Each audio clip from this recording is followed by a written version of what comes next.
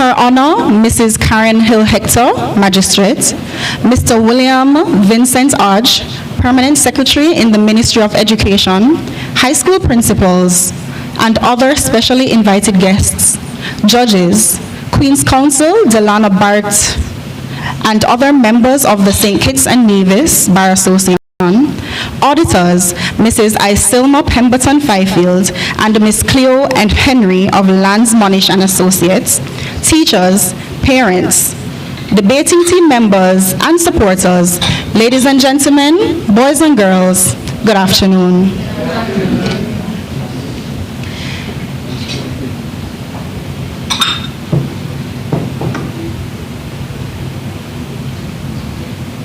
It is my pleasure to welcome everyone here this evening to our second annual debating competition, or Advocates of Tomorrow competition, that is put on by the Bar Association of the Federation of St. Kitts and Nevis.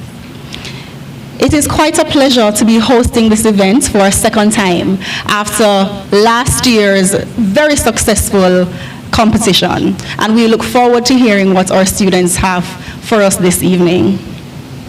This is one of our much anticipated events that is included in the calendar for our Law Week 2019.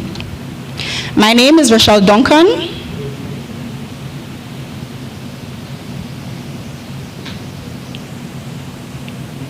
My name is Rochelle Duncan, attorney at law, practicing in the Federation of St. Kitts and Nevis, and I will be moderating today's proceedings. The Law Week Organizing Committee of the Bar Association extended invitations to all schools in the Federation of St. Kitts and Nevis. And we are grateful to the schools who accepted our invitation, and we wish you all good luck today. We are very excited for those who accepted the invitation despite being busy with other things. We know that the students and the teachers are quite busy during the school year in preparations for SBAs, CSEC examinations, and other assignments. And we know the teachers are quite busy in preparing the students for other things. So we are very grateful to have you all here this evening. Can we please give a round of applause for our competitors?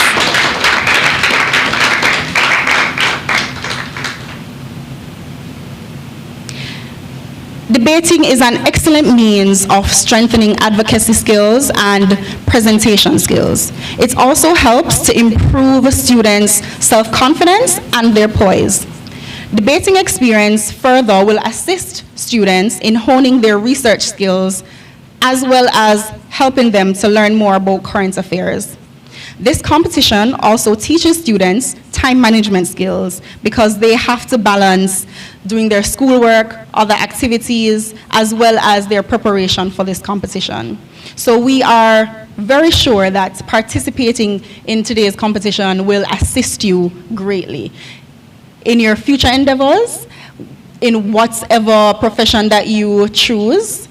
The skills that you would have learned from participating in it will assist you greatly. Our debating competition will take place over 2 days. It begins today, and the finals will be on Friday of this week. The competition this evening will have 2 rounds. The first round will be starting shortly and will comprise of 2 debates. Debate 1 will have the Charles E. Mills Secondary School competing against the Immaculate Conception Catholic School. And their topic is, providing free tertiary education is an unnecessary burden for Caribbean governments. I'll repeat. Providing free tertiary education is an unnecessary burden for Caribbean governments. In debate 2, the Washington Archibald School will compete against the Sadler's Secondary School, and their topic is, the voting age should be reduced to 16 years. And I'll repeat, the voting age should be reduced to 16 years. These are very interesting topics, and I'm sure all of our guests today are looking forward to what our students have prepared. The winner of debate 1, as well as the winner of debate 2, will go on to compete in the final round, that is on Friday of this week, as I had indicated before. And on Friday, the topic will be, life in the Caribbean was better before the advent of social media. So I encourage everyone who is present here today to come out on Friday to support the students, and I'm sure this thought-provoking topic will encourage you to come out again on Friday. We are very excited to see the students shine, as we know they have been preparing very hard for a couple of weeks. And I'm sure we all agree that we have confidence in them that they will do well. At this time, we are going to invoke the presence of God in true St. Kitts Nevis Bar Association style. And I call on Pastor Vyomi Gomes to deliver the invocation.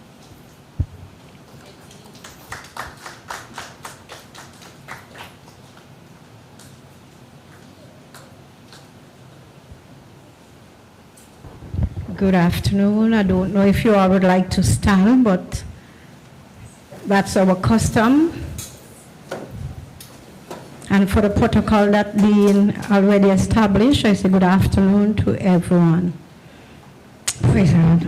Almighty God, this afternoon as we come here, oh God, in this forum, I pray, mighty God, in the name of Jesus, Lord God, that you will touch each and everyone that will be taking part in the debate. I pray, Lord God, that you, oh God, will be with the students, oh God, as they have studied, as they have put so many work, oh God, in this, that they will be able, oh God, to present this debate, oh God, that they will be able to present it, oh God, without fear or favor. I pray, Lord God, that you will, every fear, oh God, as I sat there, and some of them that are fearful, I pray, Lord God, that they will be courageous this afternoon, Lord God, that they will present it, oh God, their arguments, oh God, well and with all dignity, oh God, and respectfully. We thank you, Lord God, that in this forum we were able, oh God, to give you all the honor and all the praise, and to recognize, oh God, that without you, oh God, we can do nothing. For your word declares, oh God, that wisdom is the principal thing, and in all our getting to get understanding. I pray, Lord God, that the understanding this afternoon will be widened. In no other name but the precious name of Jesus. Amen. Could we please remain standing as I invite Ms. Shadaimon Roberts to sing the national anthem.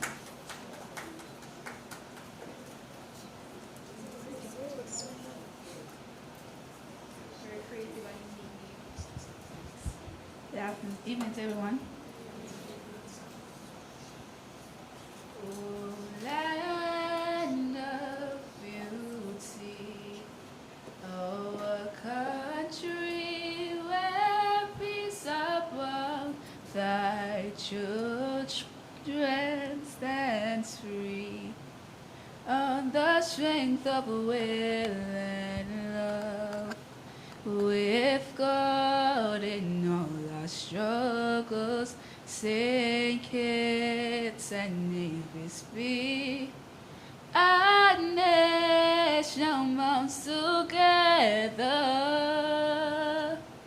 with our common destiny.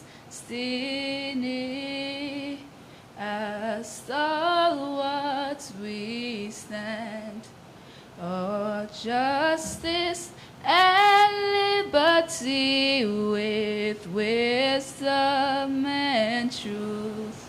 We will serve and honor thee. No sword, no spell can conquer, for God will surely defend.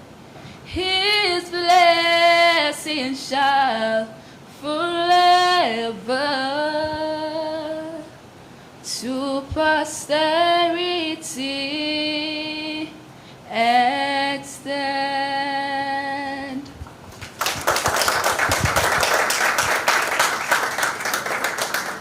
Thank you, Ms. Shadaimon. You may be seated.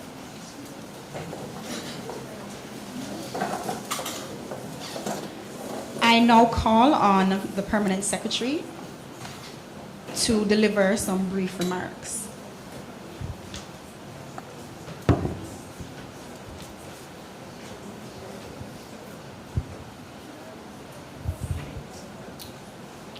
Thank you, Madam Chair. Your opening remarks would enable me to make mine very simple, very easy. Before I do that, I wish to acknowledge the magistrate, yes, and senior Crown Counsel, as well as your learned attorneys and solicitors and barristers and all of those terms. Students, are you listening to those terms? Yes. I also want to acknowledge Pastor Gomes and the students, their teachers, the students in particular. Please give it up for the students.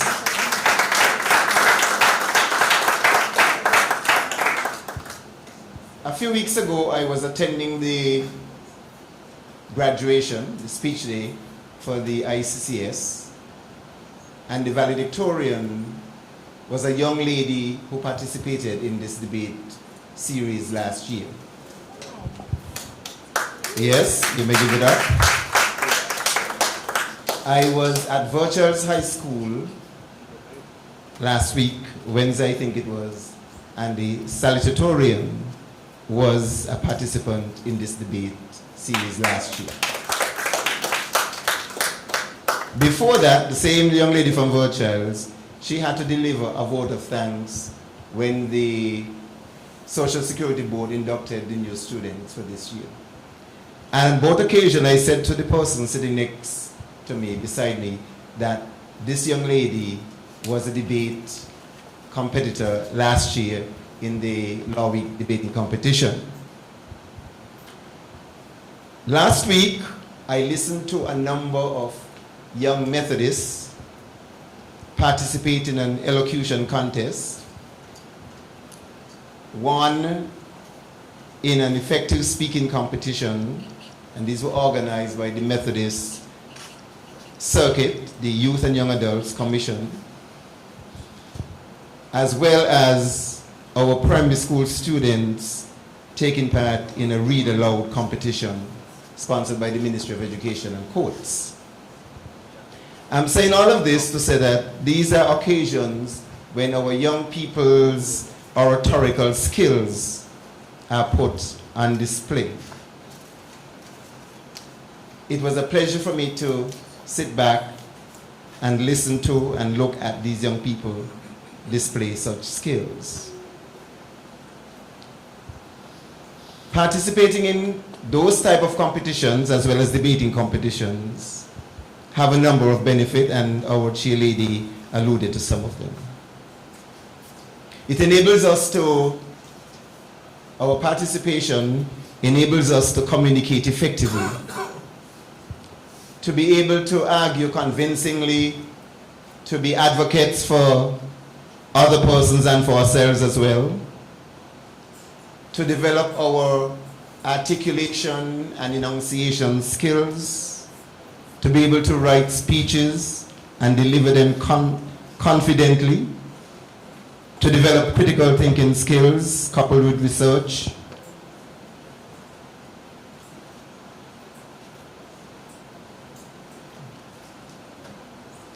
the intrinsic and the extrinsic values that we can acquire from debating are numberless.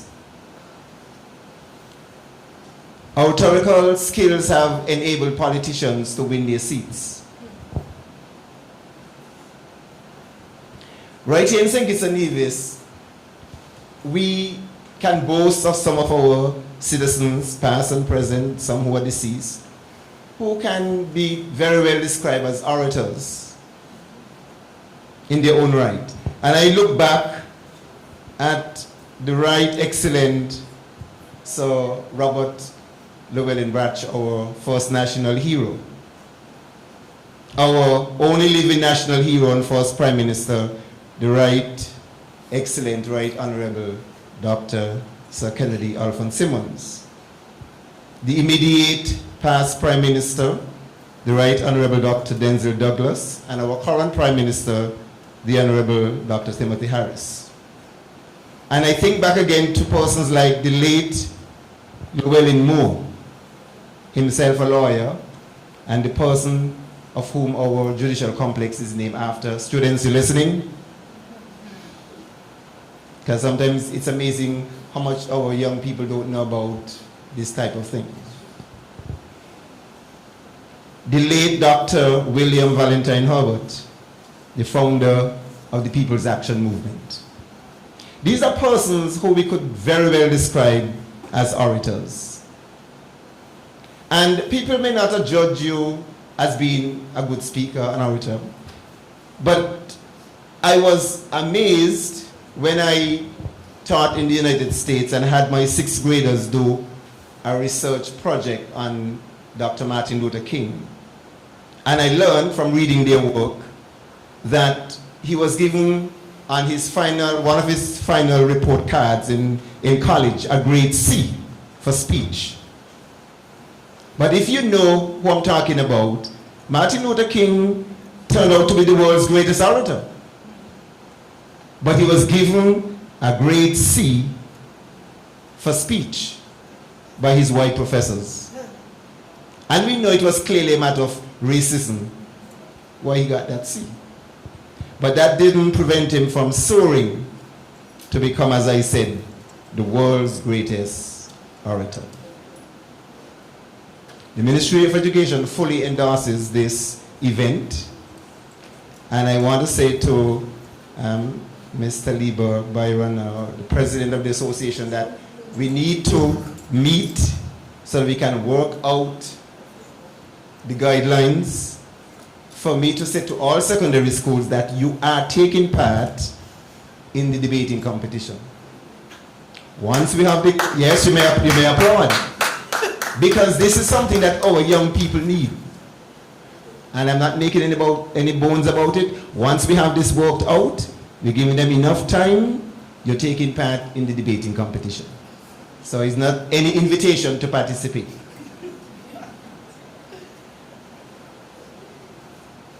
This is one of the things that I believe our schools just need to be involved in. It's edifying, it's, uplifting, and so many benefits that you, the students, can participate from.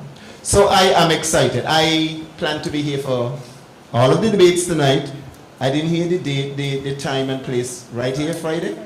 I will be here, God's willing, and we're going to encourage other people to come. So, let me thank you, the students and the schools, the teachers, for working hard to bring this to this point. I want to wish you all the best in your participation and to say, may the best school win. We appreciate the partnership with the Bar Association and to wish you a successful week. Is the week finishing or starting to be?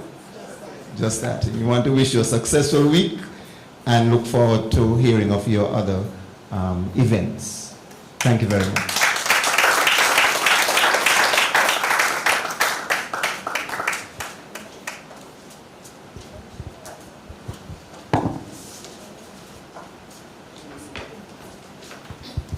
Thank you, Mr. William Arch, Permanent Secretary in the Ministry of Education.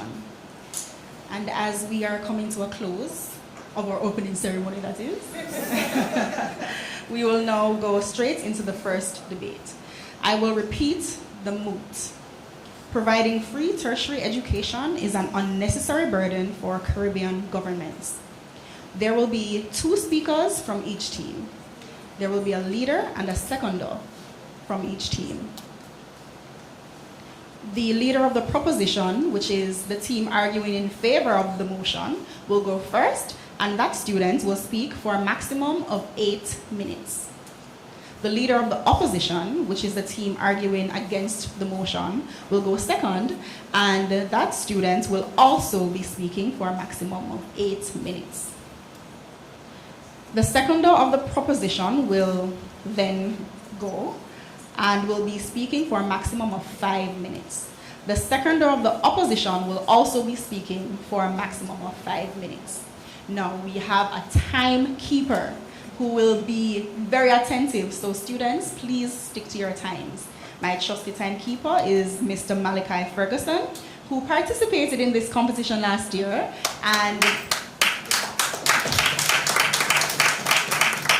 his team came second, so we are very happy to have him again this year with us. He will indicate when time is about to be up, and he will also indicate when the time is complete. When the time is complete, the debater will have 10 seconds to completely wrap up his or her presentation. After that period, I will then ask the debater to have his or her seat.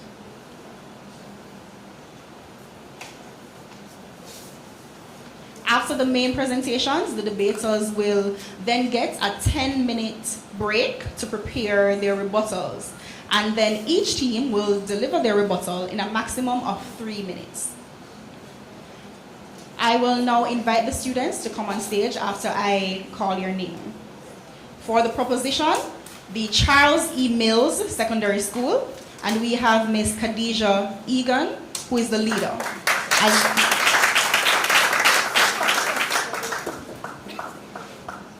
We also have Dariella Warner, who is the seconder.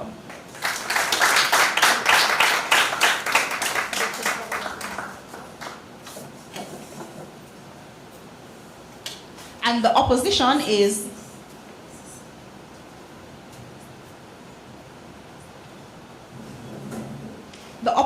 is from the Immaculate Conception Catholic School, and the leader is Adara Abram, and the seconder is Jaden Sebastian.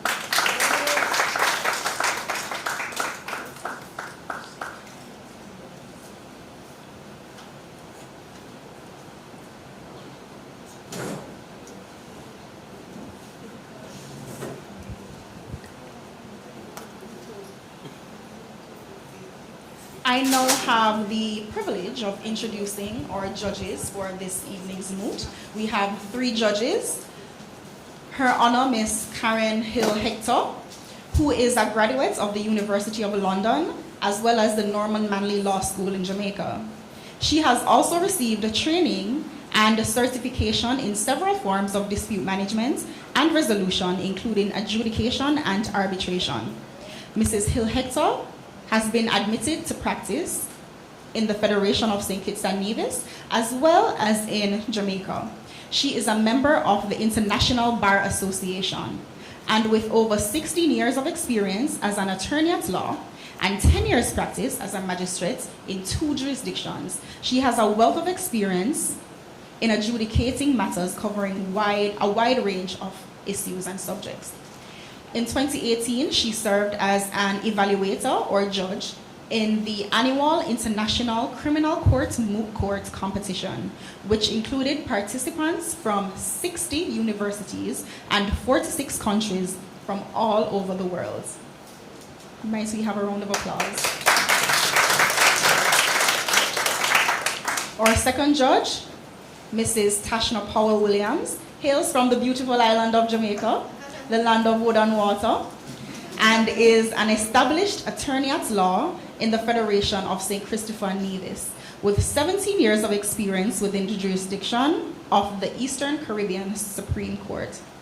Mrs. Powell-Williams holds a Bachelor of Laws degree from the University of the West Indies and a legal education certificate from the Norman Manley Law School, as well as a postgraduate certificate in business administration from the Kellogg Graduate School of Management.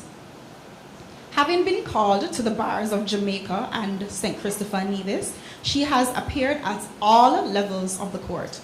As Senior Crown Counsel in the chambers of the Attorney General of St. Christopher and Nevis, she has advocated on behalf of the state in diverse legal matters.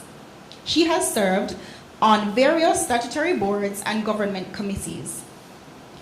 Mrs. Paul Williams has also served as a member of the Law Council of the St. Christopher Nevis Bar Association since 2018. She is currently the Deputy Chair of the Legislative Committee of the Bar Association and a member of the Bar Association's Disciplinary Committee. She's also a member of the Rotary Club Ligani since...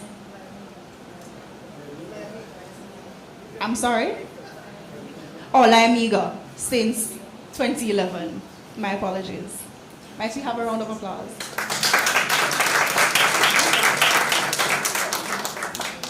Lastly, but certainly not least, we have Mr. Garth Wilkin, who is a local attorney at law who practices with the firm of Kelsick, Wilkin and Ferdinand. He's in his 10th year of practice and focuses on civil litigation. Garth is a Kittian who attended the Bastyr High School and the Clarence Fitzroy Bryant College. He is admitted to practice in a number of jurisdictions, including the Federation of St. Christopher Nevis, Anguilla, Montserrat, and Antigua and Barbuda. During his time reading law, he was an active debater and mooter who participated in numerous law faculty mooting competitions. He represented UWI Cave Hill at the Philip C. Jessup International Law Moot Court competition in Washington, D.C. in 2008, and also represented the Norman Manley Law School at the Margaret Fort Memorial Inter-Schools Mooting competition in Trinidad. Might we have a round of applause for Mr. Wilson? I will now list the criteria that the judges will use to guide them.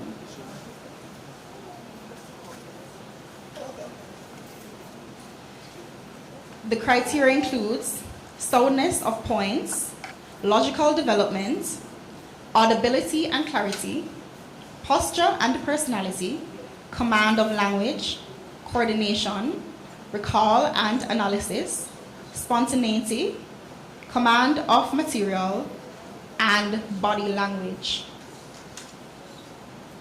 We are also privileged to have 2 best speaker judges. The best speaker judges will specifically be looking at the individual performance of each debater on both teams. The best speaker will be awarded a prize at the end of the competition, and this students would have been the students with the highest score from the judges. Our judges are Mr. Delana Bart, QC, who is an attorney and former diplomat. He is admitted to the bars of England and Wales, as well as St. Christopher and Nevis, and has rights of audience before the courts of England and Wales, the courts of the Organization of the Eastern Caribbean, in its member states, and the Privy Council. He is a former member of the Federal Parliament and Cabinet of St. Kitts and Nevis. He is a former member of the CARICOM and OECS Legal Affairs Committee, a former member of the Council of Legal Education for CARICOM member states, and a former director of the Justice Studies Center of the Americas. He is presently a member of the Regional Judicial Legal Service Commission of the Caribbean Court of Justice, and he is also presently a member of the Facilitation Branch of the Compliance Committee of the United Nations Framework Convention for Climate Change. His professional experience includes the practice of law before the courts of England and Wales, the OECS courts, serving as Attorney General, Minister of Justice, and Legal Affairs of St. Kitts and Nevis for 11 years, being that country's permanent representative and ambassador to the United Nations in New York for 9 years, assistant counsel to the Commission of Inquiry for 2 years into matters of governance in the Bahamas. He is presently in private practice. Might we have a round of applause for Mr. Barrett? Secondly, we have Ms. Simone Bullen Thompson. who is a graduate of the University of Guyana, as well as the Hugh Wooding Law School. She has held posts of Senior State Counsel at the DPP's office in Guyana, Crown Counsel at the DPP's office in the Federation of St. Christopher and Nevis, as well as magistrate. She now holds the position of Solicitor General and serves as the Vice Chairman of the Disciplinary Committee of the Bar Association. Might we have a round of applause? Our two best speaker judges will grade each debater on the following criteria: audibility and clarity, articulation, voice modulation, command of material, persuasiveness, fluency, eye contact, and body language. We are also grateful to have with us auditors who will be tallying the scores from all the judges and confirming the winners. You know what they say about lawyers and numbers and accounting, so we have some professionals to assist us. I am now going to call on the proposition to begin. The leader of the proposition is, well, she will make her way to the podium. Please give her a round of applause.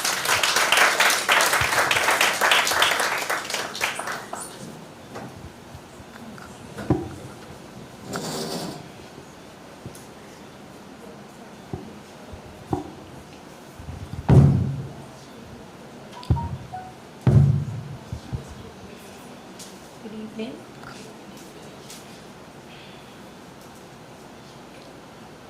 Civil rights activist Nelson Mandela once penned, and I quote, "Education is the most powerful weapon you can use to change the world."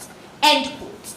Moderator, learned adjudicators, worthy opponents, colleague, ladies and gentlemen, I bid you a pleasant evening.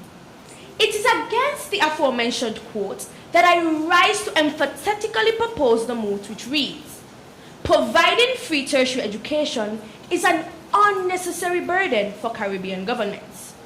In order to get to the crux of this issue, permit me to define the key terms within the moot.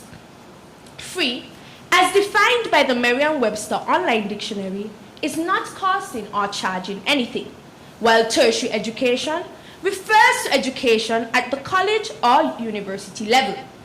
Burden, as defined by MacmillanDictionary.com, is a serious or difficult responsibility that one has to deal with. In my discourse, I will demonstrate how free tertiary level education causes Caribbean governments to take on serious or difficult responsibilities by one, highlighting the concept of free as just being a myth and a facade to make it sound attractive. Two, discussing how it affects the quality of education whilst deteriorating our economy. And three, explaining how it would decrease the completion rate, thereby placing our economy at risk. Moderator, free education is a myth, a facade if you may. Persons are paying for it, and they are the taxpayers. It is a known fact that governments introduce taxes to offset their expenditure. This increase in taxes by the government reduces the people's disposable incomes. Isn't this unfair? Additionally, the overcrowding of tertiary level institutions caused by this free education means the already limited resources of the government will ultimately be depleted.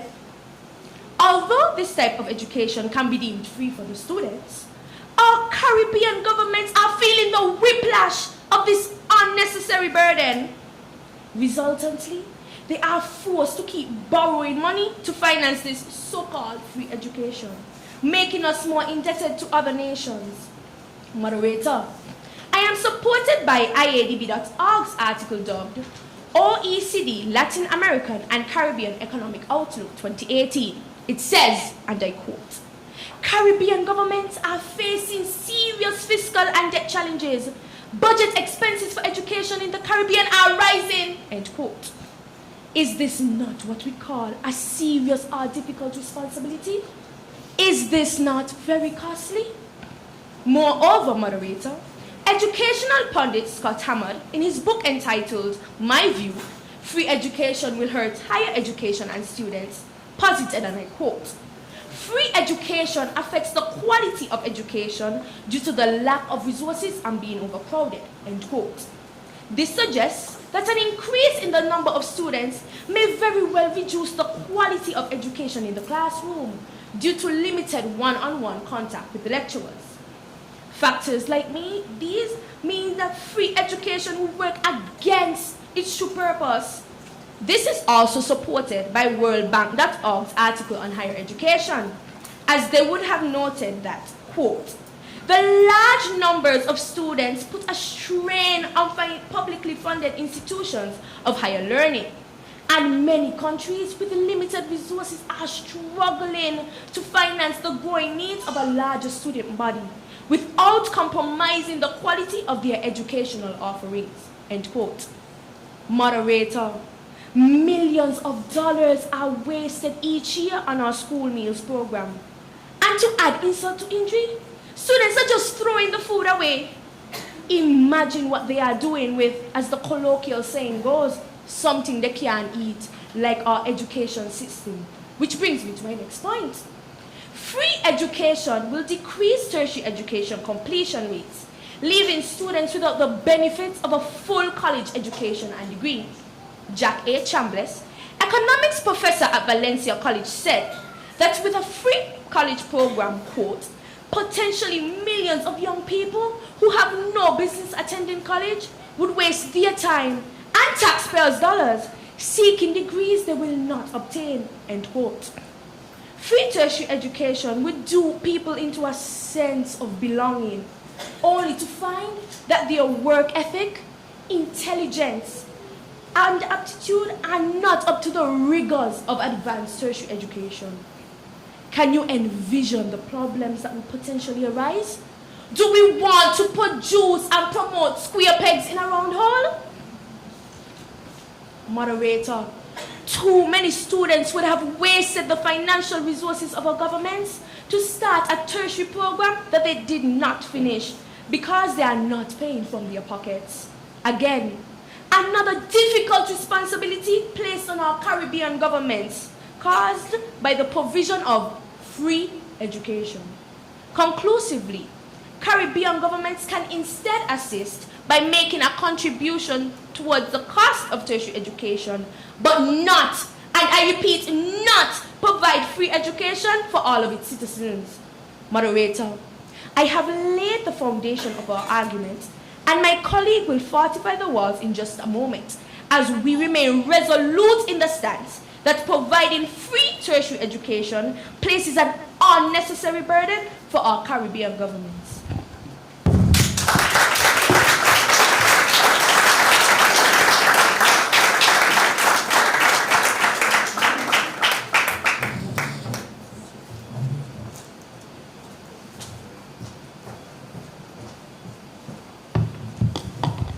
Let us now welcome the leader of the opposition.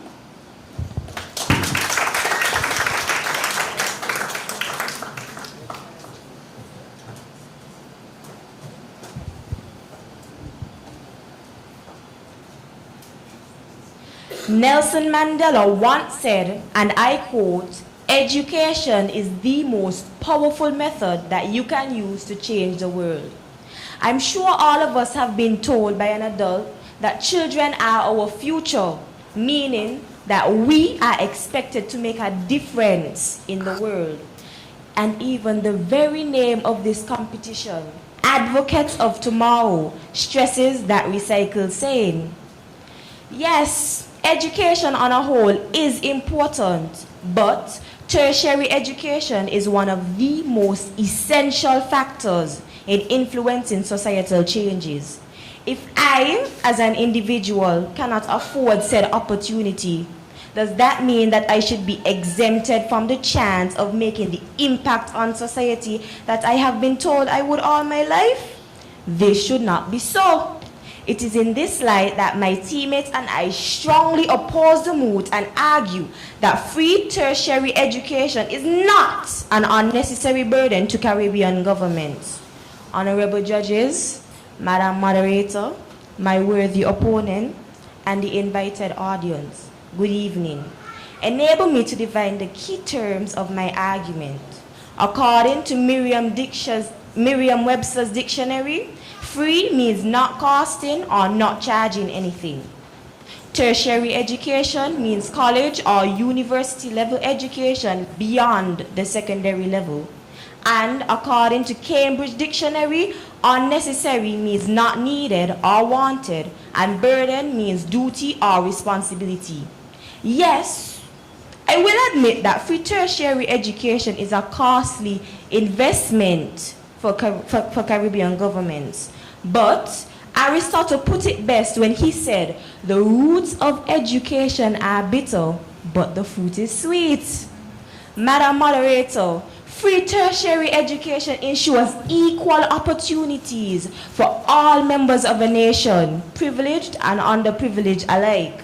According to the Eastern Caribbean Central Bank's OECS development strategy for the year 2019, one of their main objectives was to improve the quality of life of every citizen of the OECS territory through equitable and easy access to quality social services, including health, education, and social protection services. One can no longer simply say that one's future would be bright or dim because of one's financial status. Madam Moderator, judges, audience, picture a family. A low-income nuclear family where the parents never went to college because their parents could not afford it. Their daughter, Mango, has graduated from high school and wants to further her education, but her parents cannot afford it. And the prospect of being able to take a loan is out of the picture because they have no collateral backing. So, Mango, with only a high school degree as her credentials, gets a low-paying job. Time passes and she gets married, has children, and then several years later, her children do the same. Then their children, and so forth, leading to a generation of poverty. Madam Moderator, free tertiary education level helps individuals to end poverty cycles in their families by achieving more than just a high school diploma. How is free education a burden when it helps to relieve a burden? Free higher education also leads to a larger and more productive and innovative workforce. In this ever-changing society, the need for highly skilled and specialized people like engineers, contractors, doctors, and most importantly, entrepreneurs and service providers is growing. I'm sure all of you in the audience have benefited from the services provided by a local mechanic or eating the scrumptious meals prepared by a sous chef at one of our local restaurants. Would you be surprised to learn that some of them are graduates of our local college institution, CFBC? According to the Organization of the Eastern Caribbean State, research shows a close correlation between educational attainment and the economic performance of a country. Notably, every country, including developed economies, have placed a priority on achieving internationally recognized educational benchmarks. No longer can the secondary training of yesterday satisfy a population that is hungry for a technological society. In recent years, we now benefit from things like solar panel farms, which according to the Caribbean Journal staff is worth $1.55 million and can save governments like St. Kitts up to $8 million per year. Free tertiary education would not only provide a highly skilled workforce, but would satisfy a local and global economy. Madam Moderator, how could that be an unnecessary burden to government? I say it is rather a relief. Financial benefits to the government outweigh the cost of providing free tertiary education. Yes, I know what you may be thinking. What is this little girl talking about? Well, Studies conducted by the World Bank describes how 24 developing countries have integrated themselves more closely to the global economy, experienced a rise in the average wage, and increased health outcomes. The organization then proceeded to link the country's success to their education, and I quote, "Indeed, the countries that benefited most from integration with the world economy achieved most marked increases in education levels. Governments also make money because free tertiary education is not as expensive as you may believe. Governments would only need to pay tuition for, usually the underprivileged, who register and are eligible for free tuition programs like the GATE program in Trinidad and the SAFE program in St. Kitts and Nevis. These students will subsequently participate directly in the local economy, pay taxes, contribute to social security and social levy. Before I end, let me cite a saying by Benjamin Franklin: "An investment in knowledge pays the best interest." Esteemed judges, Madam Moderator, audience, do you really believe that free tertiary education is an unnecessary burden to Caribbean governments, or even a burden at all? Thank you. I rest my case.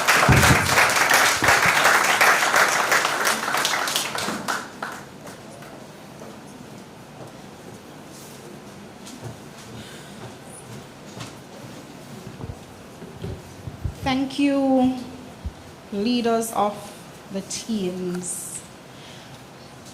The leader for the proposition utilized 6 minutes and 19 seconds, and the leader for the opposition utilized 7 minutes and 34 seconds. With that in mind, I now invite the seconder of the proposition.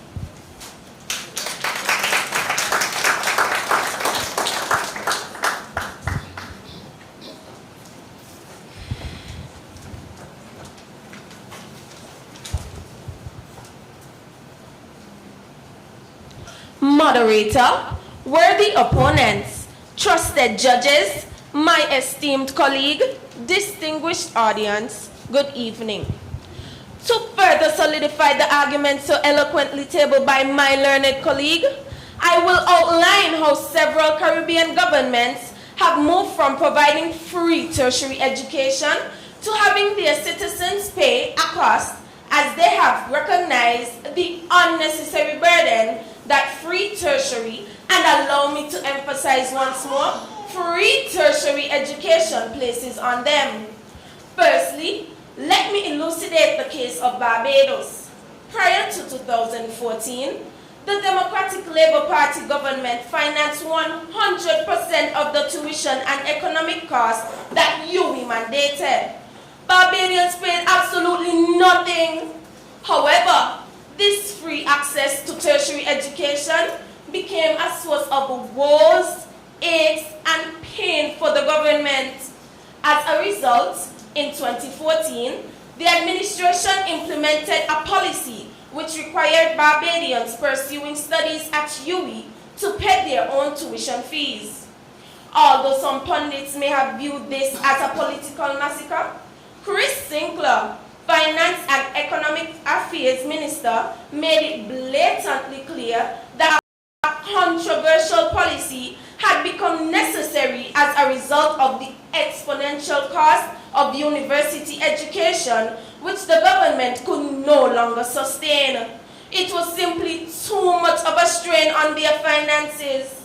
Moderator, if the change of heart in Barbados is not enough to convince you, I am obliged to illustrate how Trinidad, who provides free tertiary education, has suffered a staggering blow to its economic growth. According to the summary of the Ministry of Education's expenditure, divisions and projects, over 7 billion Trinidad and Tobago dollars have been spent by the government from 2004 to 2017. During this period, the money was spent on the government assistance for tuition expenses program, which was designed to make tertiary education affordable to all. However, this program is under review as leading economists such as Dr. Roger Hussein have recommended that the program be scrapped in its entirety or that the government introduce a cost-sharing alternative. Moderator, permit me to further elaborate with an example that is much more personal to us all. In recent times, we have experienced an economic shift in the operations at our very own Clarence Fitzroy Bryant College. Did you know that the CFBC was once a free-for-all? Those of you who are familiar with the college from its inception know that initially it cost students nothing to attend and obtain a tertiary education. The government was absorbing the entire financial strain for every student. Are you aware that as time progressed, it became evident that their generosity, as well intended as it was, had become burdensome, and the government could no longer sustain such an economically depleting initiative? Thus, in 2009, the government wholeheartedly endorsed the decision to transform to a statutory corporation, whereby students are now required to make an investment towards their own academic success.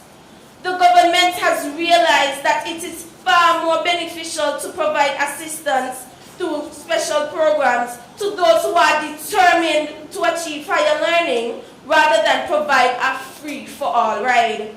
As I conclude, I must drive home the fact that we are not saying that Caribbean governments view tertiary education as unimportant. Indeed, it is a commendable but personal decision, and it demands personal investment rather than Caribbean governments having to bear the fiscal burden.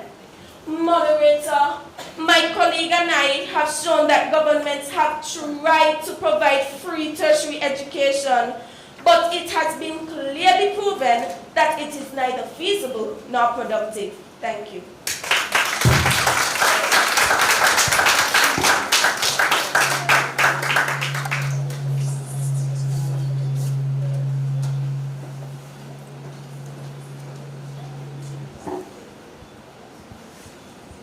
The second law used 4 minutes and 21 seconds.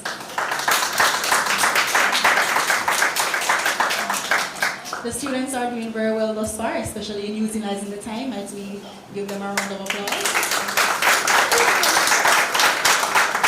As I now invite the second law for the opposition.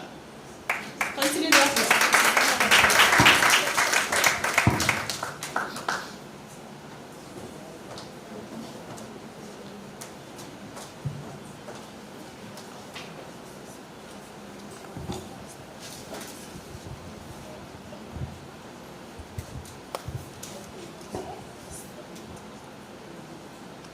Higher education is not a privilege. It is a basic right in today's society. Good evening, honorable judges, Madam Moderator, my worthy opponents, ladies and gentlemen. For decades, Caribbean governments have grappled with whether free tertiary education would be sustainable, especially in the light of the economic conditions in most Caribbean nations. Some, including the proposition of this moot, have argued that free tertiary education is a burden on our governments. Therefore, our people, whether impoverished, underprivileged, or marginalized, should somehow find the resources to access this right. Permit me, however, to draw your attention to the Barbados model, which defeats this proposition. As early as the 1960s, the Barbados government implemented the free tertiary education for all and its citizens. According to the CIA, Barbados, a 166 square mile developing country, now boasts on one of the highest literacy rates in the world. Barbados has also one of the most intelligent and highly qualified populations per capita. Barbados' accomplishments are undoubtedly due to its government's recognition that tertiary education is critical and due to positive social and economic advancement. This pioneering approach is well supported. Economist Brent Radcliffe explained in his article entitled How Education and Training Affect the Economy that countries with a greater portion of their population attending and graduating from schools see faster economic growth than countries with less educated work. In other words, the more educated a population is, the more profitable and competitive the economy.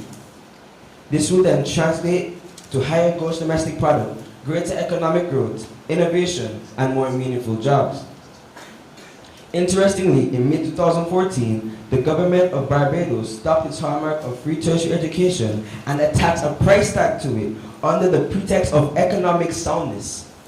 According to the UWI Capefield campus, the negative impact of this revocation was immediate. In September 2014, only 1,468 of the 2,240 Barbadians accepted to UWI enrolled that year. By 2016, only 50% of the number of Barbadians accepted to UWI were able to enroll. The end result, honorable judges? Political and social instability, and even more economic stagnation. Thankfully, in 2018, the government of Barbados reinstated free tertiary education with added economic safeguards to avoid misuse. The rationale for this reinstatement was explained by the Barbados Education Minister, the Honorable Santia Bradshaw, who stated, and I quote, "Our stagnant economy cannot be revitalized without a trained, empowered, and equipped workforce, nor can it be revitalized with heavily indebted consumers. Furthermore, investing in our most abundant resource, that is our people, this thus makes economic soundness sense." End quote. Honorable judges, this is the position we espouse today. Free tertiary education has proven to be economically and socially fruitful in nations such as Taiwan, South Korea, and Germany, just to name a few. Taiwan and South Korea are far wealthier than countries such as Brazil, who abandoned the policy of free education in the 1960s. Like Barbados, recognized this fatal economic and social error and restored free tertiary education. Free tertiary education also provides social benefits to both the individuals and our communities. A study in 2015 by the College Board of the United States of America revealed that over 60% of bachelor's degree holders can earn their degrees from public universities play a central role in enhancing their communities. Free tertiary education is a vehicle for avoiding poverty and creating upward mobility in society.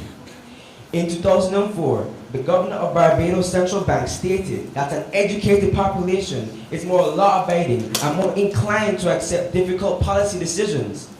Additionally, that university graduates are 3.5 less times likely to be impoverished and 5 times less likely to be imprisoned. In conclusion, if we as a region intend to be competitive in the global market and achieve developed status, we must move away from this myopic view that free tertiary education is a burden. We must embrace the fact that it is a vital long-term investment in our people, our region, and our future. I thank you.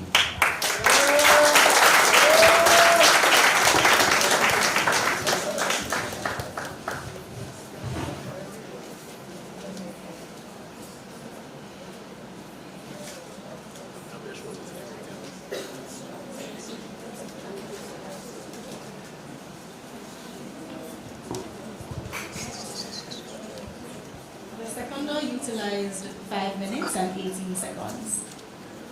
At this time, the competitors will be afforded 10 minutes 10 minutes to prepare their rebuttals. So we are kindly asking the audience to be as silent at this time as possible so that our students can properly prepare their rebuttals.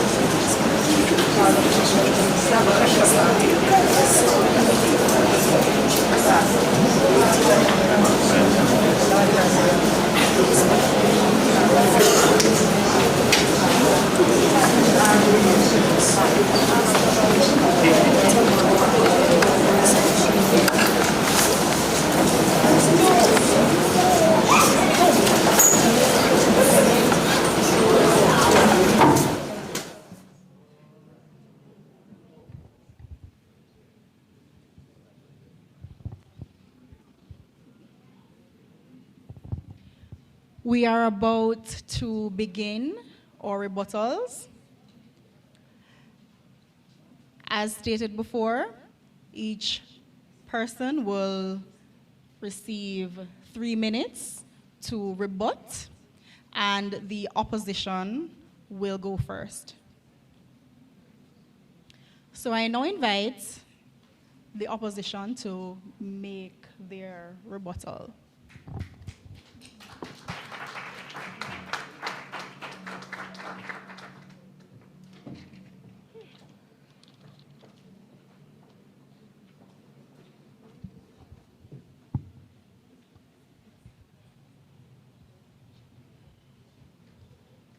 According to our worthy opponents, and I quote, free tertiary education is a strain on Caribbean governments.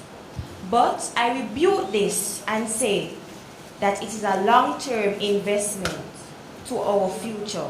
Studies made by the OECS shows that Caribbean governments spend less than 20% of their GDP on education, and over 85% of this goes to primary and secondary education. If citizens do not,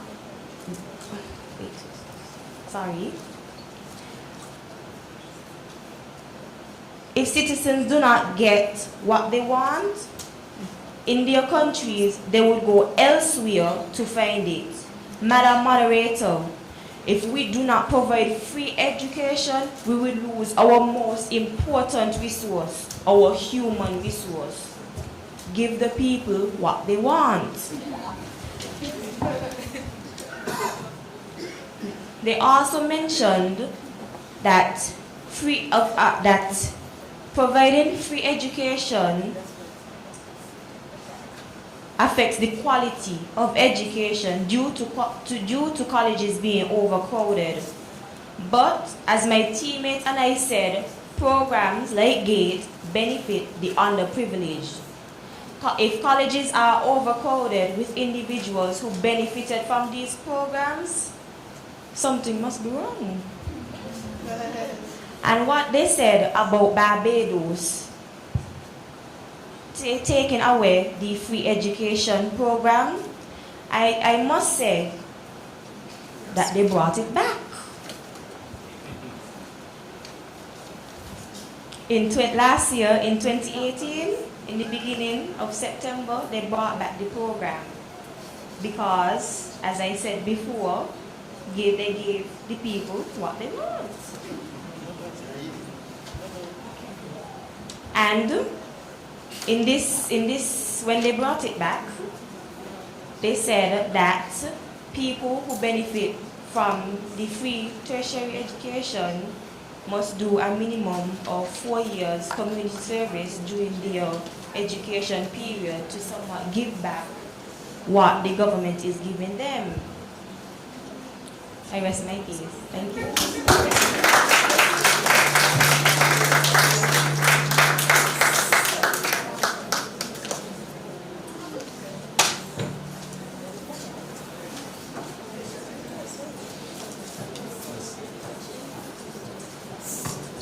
The speaker used 2 minutes and 38 seconds. Now I invite the proposition to come forward and to present their rebuttal.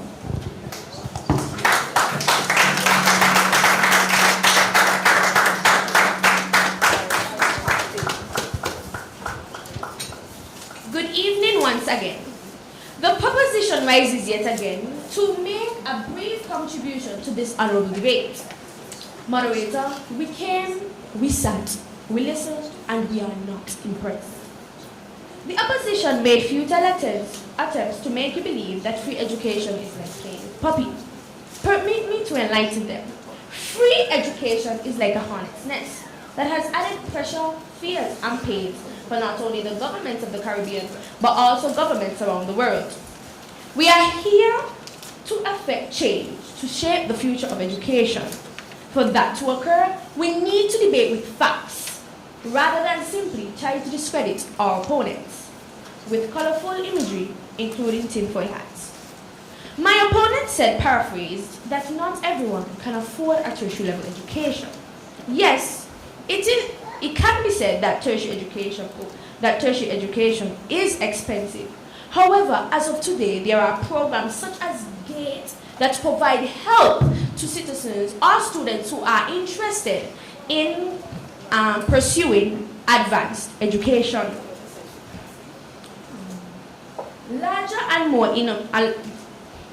Additionally, they stated that a larger and more innovative workforce, there will be a larger and more innovative workforce on the international and local level.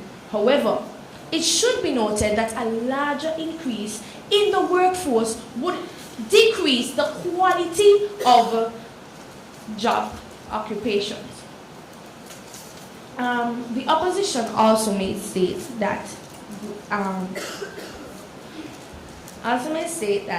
providing free tertiary education increases economic growth.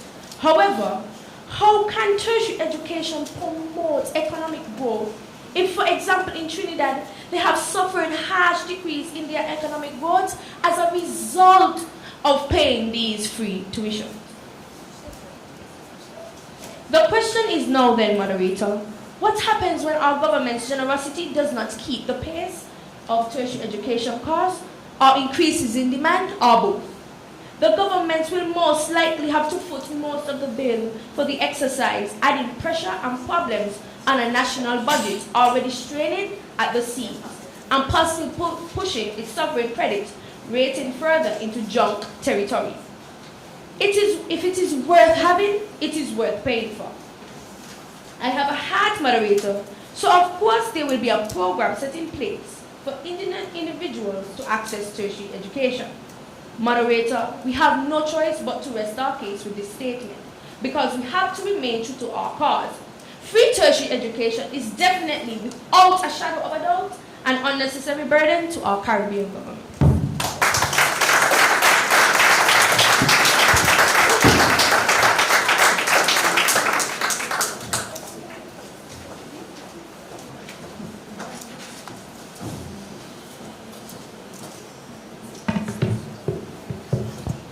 The speaker used 3 minutes and 18 seconds.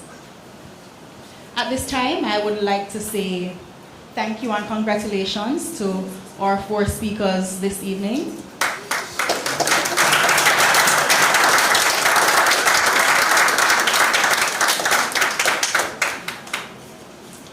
And at this time, the judges will retire to do their deliberations.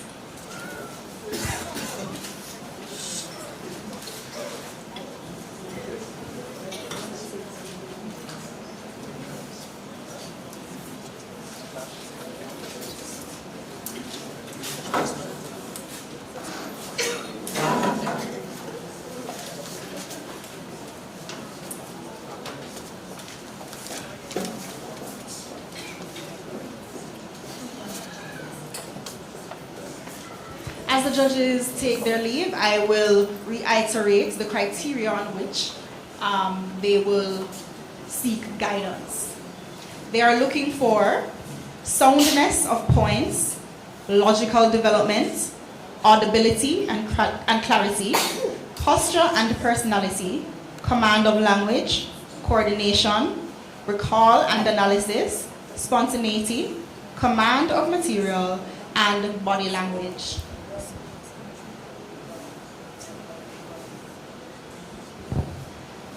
I will also like to take this opportunity to say a huge thank you to our sponsors who helped to make this competition a reality today. Our sponsors include the Social Security Board, the St. Kitts, Nevis, and Willow National Bank, Her Excellency Dame Constance Mitchum, Very Exciting Things Limited, and South Beach Promo.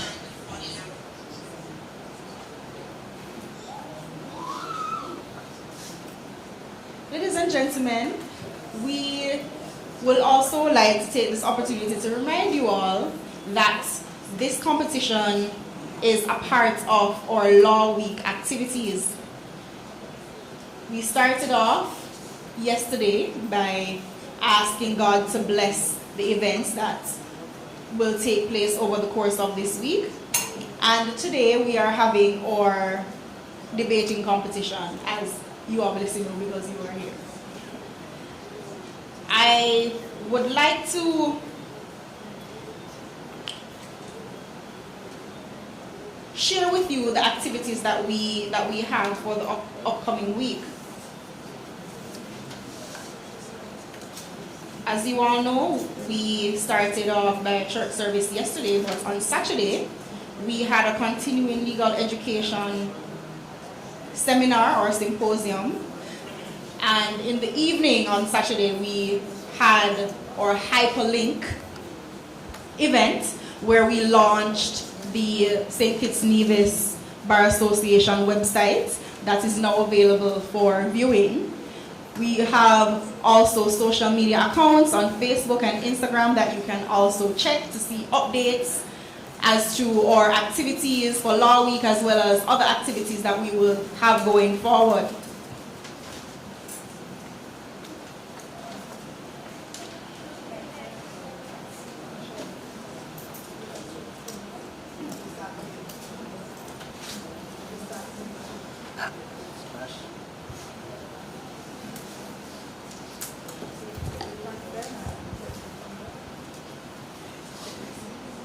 We are inviting our debaters to rejoin the audience as we are about to start debate number 2. And we thank you for participating, and I'm sure your coaches are very proud of you.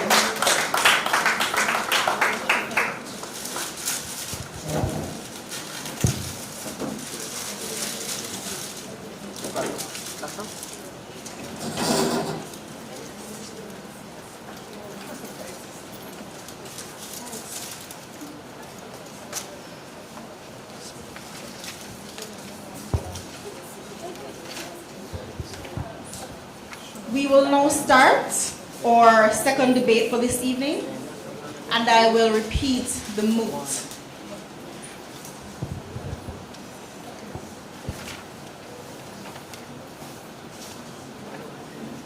But before I do so, I would like to call on stage the participants for this moot. The proposition is from the Washington Archibald High School.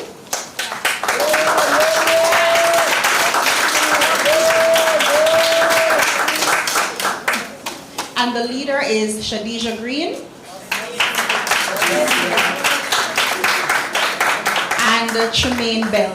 Please welcome them on stage.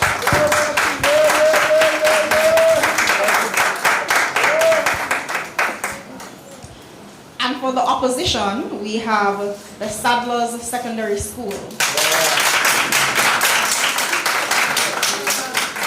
The leader is Gian Mike. And the seconder is Micaiah Cranston.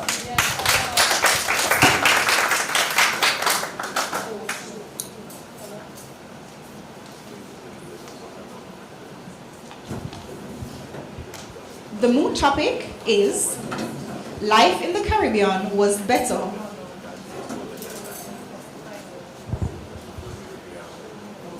The moot topic is the voting age should be reduced to 16 years.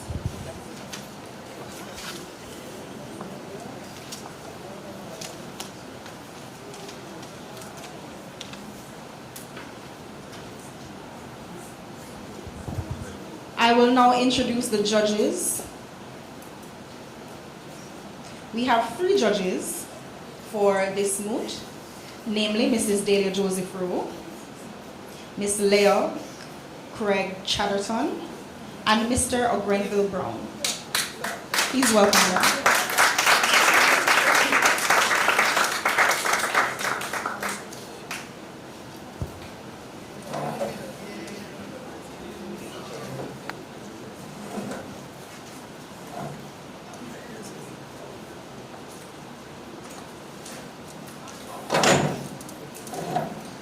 Correction, ladies and gentlemen, the leader for Sadler's Secondary School is Micaiah Cranston.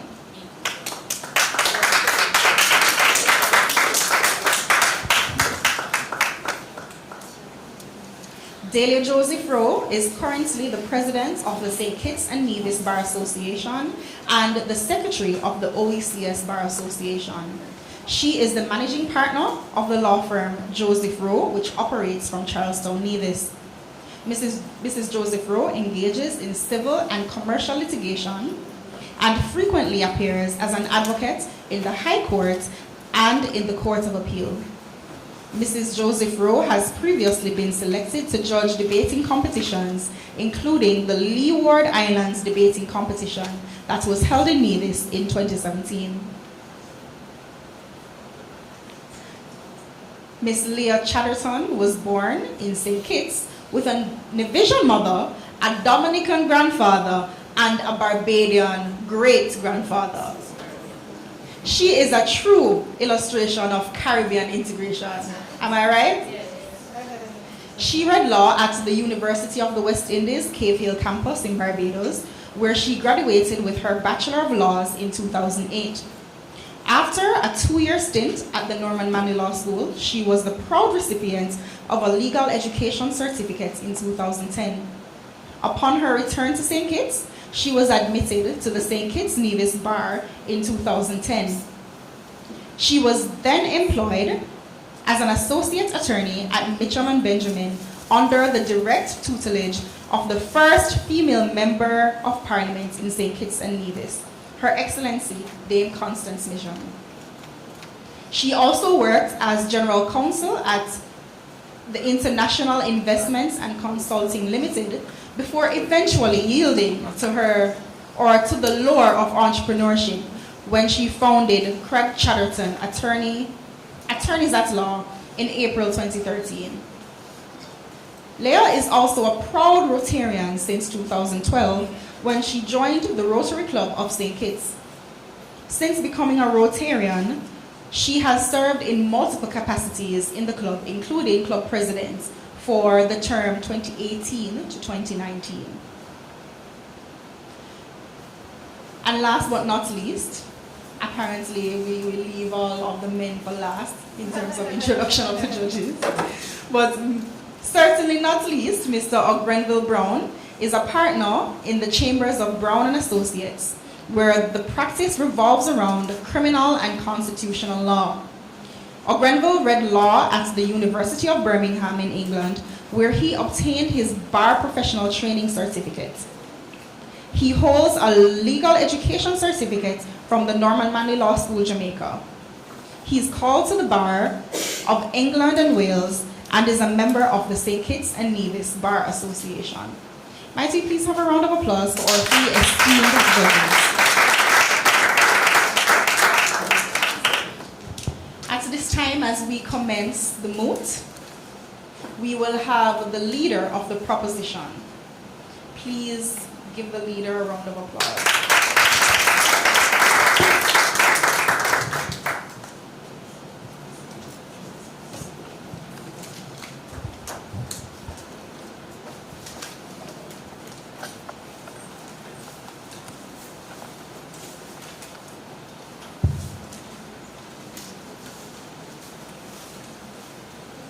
Madam Moderator, honorable judges, friends, Kittitians, countrymen, lend me your ears. As I propose the moot, the voting age should be lowered to 16 years. I will first define the relevant key terms, then expound on several points to support my case. According to the Oxford Dictionary, voting means to signify will or choice in a matter by casting a ballot. The phrase voting age denotes the legal age at which a person can vote, and reduced to 16 means decreased from 18 to 16, since 18 is currently the legal age to vote in many countries. In other words, at age 16, ladies and gentlemen, one should be allowed to cast a ballot of their choice in St. Kitts and Nevis. Firstly, Madam Moderator, my colleague and I firmly believe that the voting age should be reduced to 16 because 16 is the age of consent in St. Kitts and Nevis and many other countries. In England, for example, 16-year-olds are allowed to have many social responsibilities except the right to vote. This has been strongly contested by many politicians, including the leaders of the Green, Labour and Liberal Democratic parties. In fact, according to the British Independent newspaper dated May 2019, Molly Scott, a Green Party MP, said, if at 16 you can pay taxes, get married, join the armed forces and leave home, you should be entitled to have a say in the direction in which your country is going. In St. Kitts, not only do 16-year-olds have the right to decide whether or not to have sex, they can also get married, leave school, obtain a social security card, gain full-time employment, and be detained in police custody. Therefore, I ask us all, if a 16-year-old can do all of these things, why can't he or she vote? Secondly, honorable judges, the voting age should indeed be reduced to 16 because not only are 16-year-olds today better informed, they are also exposed to a vast amount of information on the internet. Furthermore, in St. Kitts and Nevis, Popular radio programs such as Voices and Issues also keep teenagers abreast with what is happening locally. These platforms can help to prepare 16-year-olds to make informed choices to vote. Additionally, the Bible in Daniel 12 verse 4 clearly states that knowledge shall increase in the last days. Madam Moderator, although one does not have to be intelligent to vote, 16-year-olds today are more informed than ever before to make wise choices as individuals if allowed to vote.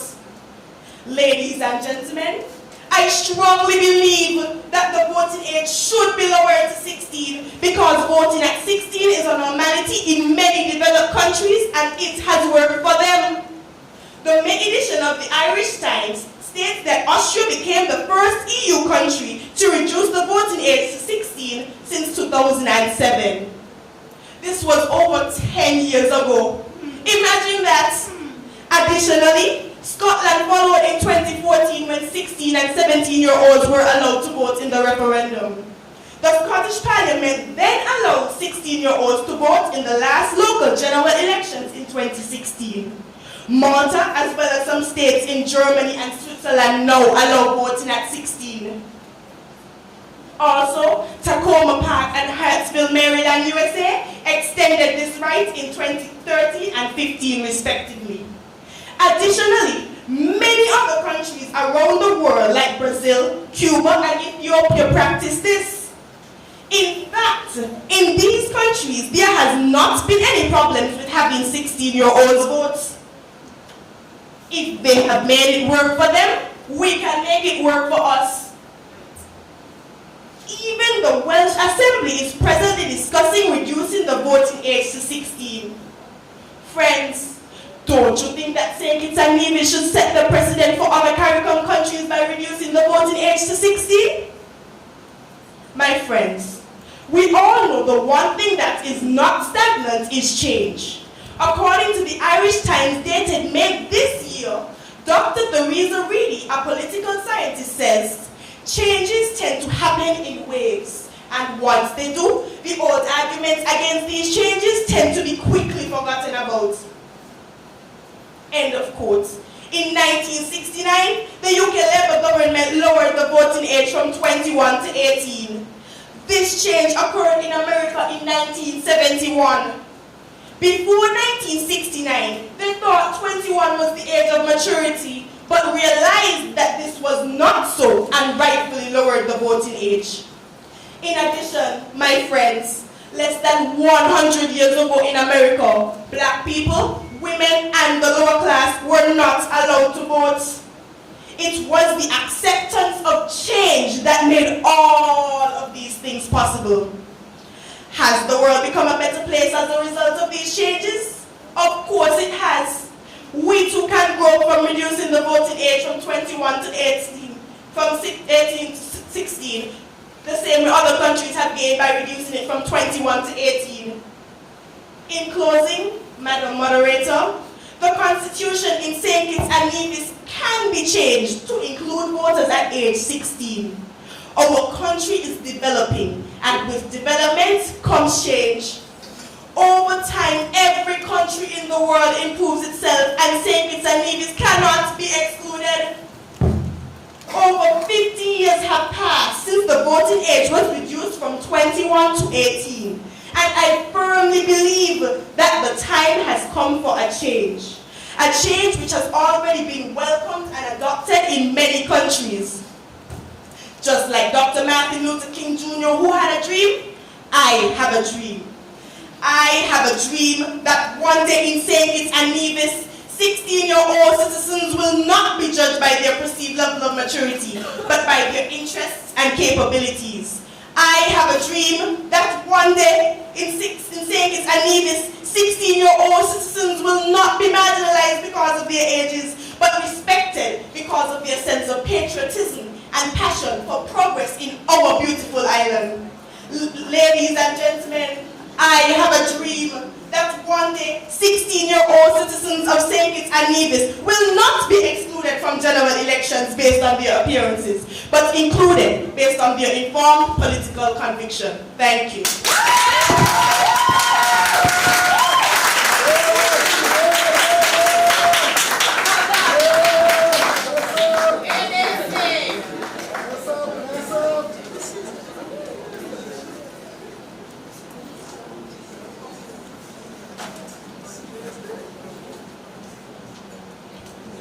speaker used 7 minutes and 38 seconds.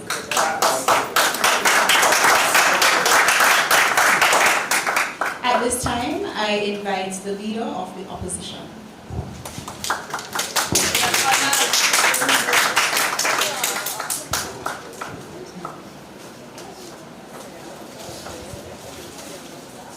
Madam Moderator, honorable judges, my esteemed opponents, my colleague, ladies and gentlemen, good evening.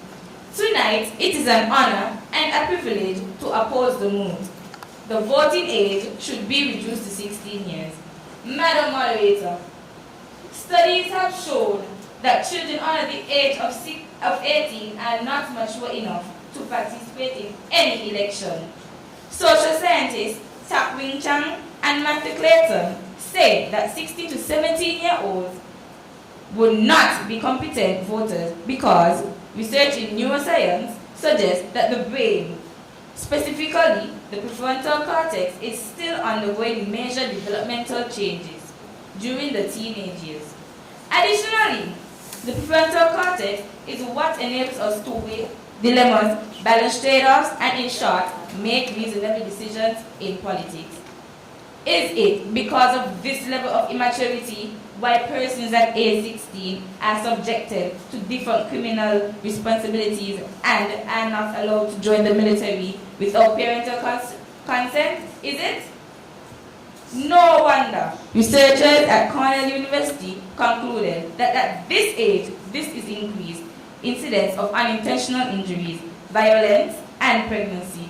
Madam Moderator, at the age of 16, the brain is not fully mature.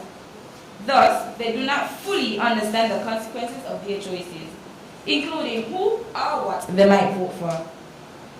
Madam Moderator, persons may argue that at age 16, teenagers have some responsibilities and as such should be allowed to vote. However, it has been noted that responsibilities afforded to 16-year-olds are not as significant as those advocating for votes at 16 make out. In fact, a vast majority of teenagers are still at school, beginning A-level studies. Needless to say, still living with their parents and may be influenced by the voting choices of their parents. In further studies, Noel Howard of Social Care Ireland, who has spent much of his time with young people, says that teenagers are immature and would be vulnerable to be exploited by political parties. David Davenport from the Hoover Institution said, and I quote, "My concern is if 16-year-olds were allowed to vote on any kind of broad scale level, what we would be doing is bringing the least politically informed, the least politically experienced, the least mature in terms of making long-term judgments and trade-offs directly into and potentially negatively affecting voting results." End quote. Colleagues, it is in this light that I must agree with Professor James Tilly, who contests that rather than lowering the voting age, it should be increased due to a slowing rate of maturity. He cites only 29% of 16 to 19-year-olds are currently in full-time work, compared to around 4 to 5 in the late 60s. Hence, the decisions of the government will not directly affect them. Secondly, Madam Moderator, the 18 to 25 age group has extremely low voter turnout numbers, suggesting that people are not ready to vote until later in life. According to the United States Election Project analysis of U.S. Census Bureau data, just 60% of eligible voters ages 18 to 29 voted in the 2014 election, compared to 30% for ages 30 to 44, 43% for 45 to 59, and 55% for age 60 and up. Since the youngest age group produces the lowest turnout, reducing the voting age might further reduce turnout. Thus, the emphasis should not be on lowering the voting age, Madam Moderator, but in ameliorating the low turnout rate for persons within the 18 to 29 age group. Madam Moderator, permit me to ask this very relevant question. Where do we draw the line for enfranchisement? The line has to be drawn somewhere. If the voting age was reduced to 16, could we then expect to hear cries for allowing 14-year-olds to vote? Madam Moderator, we risk eroding childhood by placing the responsibility of voting onto the shoulders of younger age groups. Children under 18 are not allowed to drink alcohol or be named in court. Are we going to change that too? In conclusion, I do not think that the voting age should be reduced to 16. I think, therefore, please that we allow children time to be children. I rest my case. I thank you.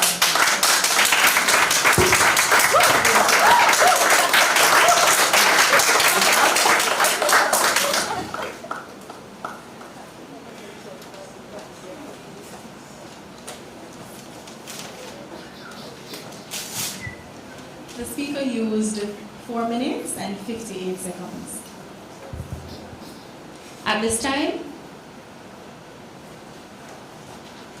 I invite the seconder from the proposition.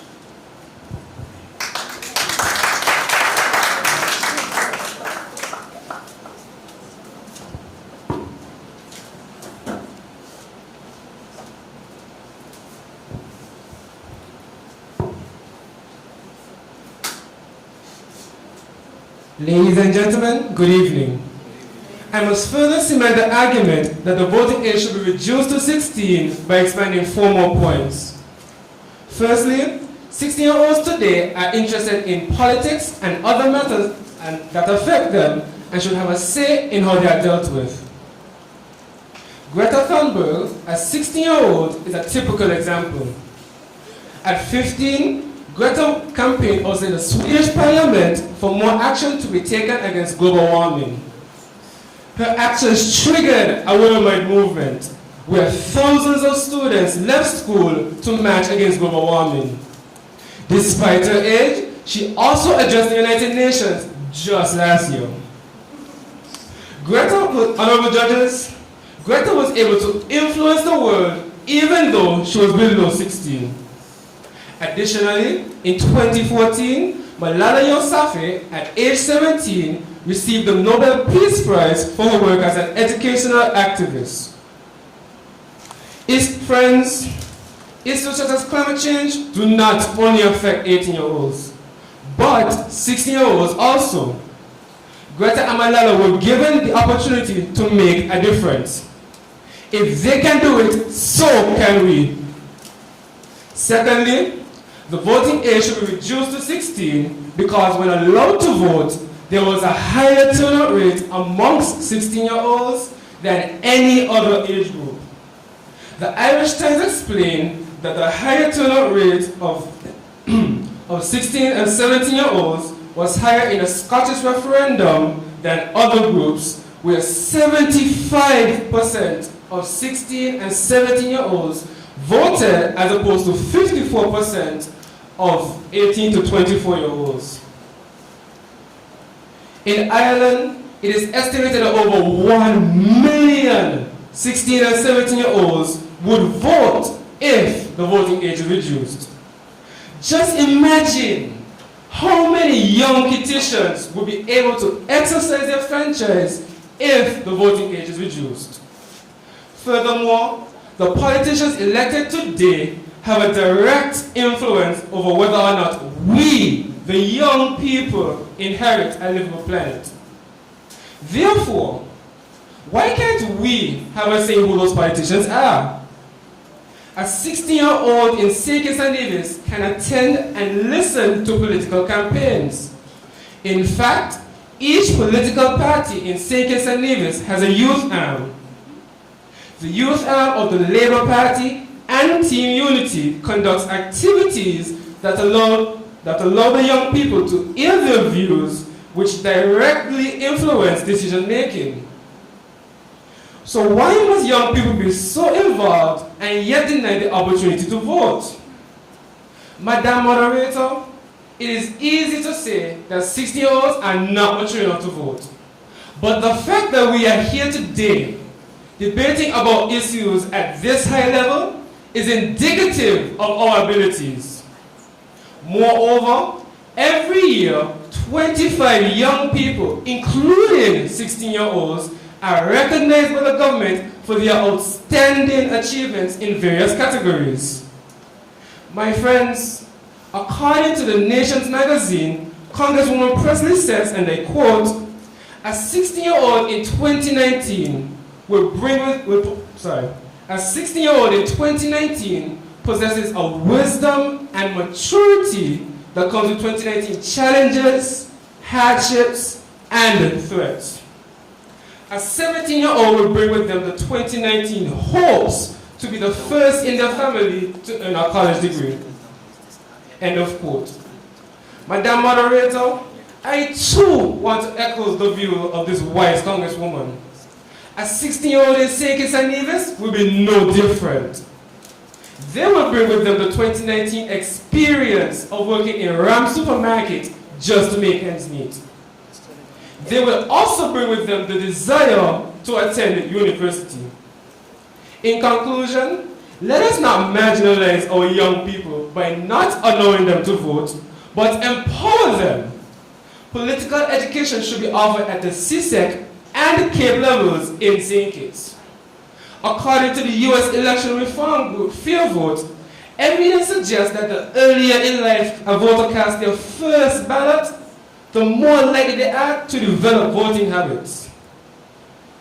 Congresswoman Presley says, and I quote, now is a time to demonstrate 2019 courages that matches the modern 16 and 17-year-olds, end of quote.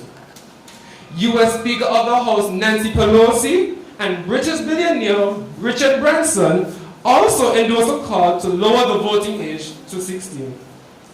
Let us not focus on what the young people cannot do, but focus on what they can do and equip them to do more. Thank you.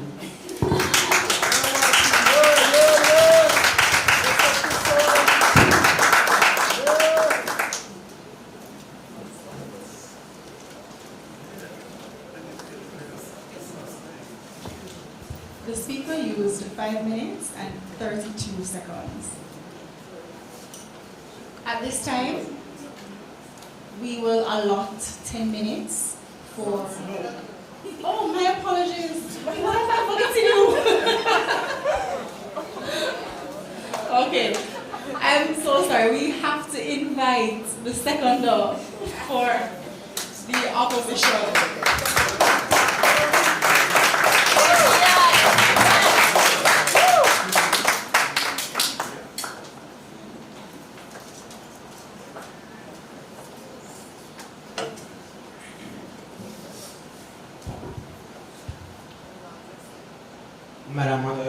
Madam Moderator, honorable judges, my esteemed opponents, my colleague, ladies and gentlemen, good evening. I concur with my colleague who stated earlier that children should be allowed the time to be children, and we wish rewarding childhood by placing the responsibility of voting onto the shoulders of younger age groups. Madam Moderator, time and time again, we see children being exploited for one reason or the other. Already, a recent climate change rallies at the United Nations and in Washington, D.C. have caused hundreds of thousands of children to skip school to protest. Teenagers are encouraged to get involved, have a say. However, as much as it is encouraged to include the younger generation, we can't ignore the cry that children are growing up too fast. Lowering the voting age to 18 back in the 1970s brought great responsibility for the 18-year-old, some of which we still suffer from today. Why then is it being proposed that we force these children into adulthood at an even earlier age by lowering the voting age to 16? We must recognize that children are already bombarded with the pressure to excel at school or to be sporty. Where do we draw the line? Secondly, Madam Moderator, very few 16-year-olds are interested in politics or even possesses civic knowledge. In a recent interview conducted by some students at the Salwa Secondary School, it has been concluded that the political system is unappealing to many young people. Majority of the young persons are only aware of the name of the Prime Minister, the leader of opposition, the deputy prime minister, and their constituency representative. Outside of that, they have very little knowledge of the other ministers and their portfolios. How then will you expect them to even show up at the polls to vote when they are not even interested? The focus, however, should be placed on educating the teenagers so that they will be better equipped at the age of 18.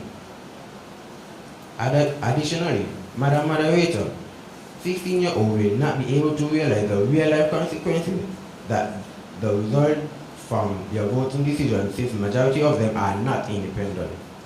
For a 16-year-old, employment provides the closest form of insight into the life of an independent adult. However, a study conducted by Nicholas Okazaki concluded that only about 9% of 16-year-olds are employed. Thus, they have reduced responsibility and will not be directly affected by the government which they elect. Madam Moderator, another major problem is the votes cast by 18-year-olds are susceptible to outside influences. A study conducted by the National Center for Biotechnology Information concluded that resistance to peer pressure actually increases linearly from age of 14 to 18. This study proved that peer pressure would impact a 16-year-old more than an 18-year-old. Hence, lowering the voting age, many biased votes will be cast. Consequently, we cannot know the extent to which these young voters will be externally influenced. It is critical, however, that our government is built by voters who are best equipped rationally to choose the most suitable politician. What is vital is that we educate people from a younger age about democracy and give them the confidence and enthusiasm to participate when they are 18. Thank you. I rest my case.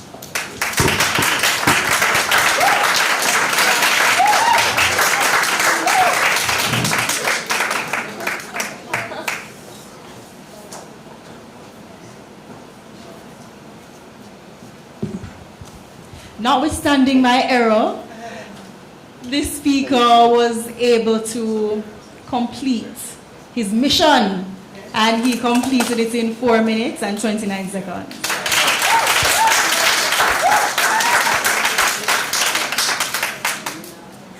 At this time, the competitors will be allotted 10 minutes to prepare their rebuttals.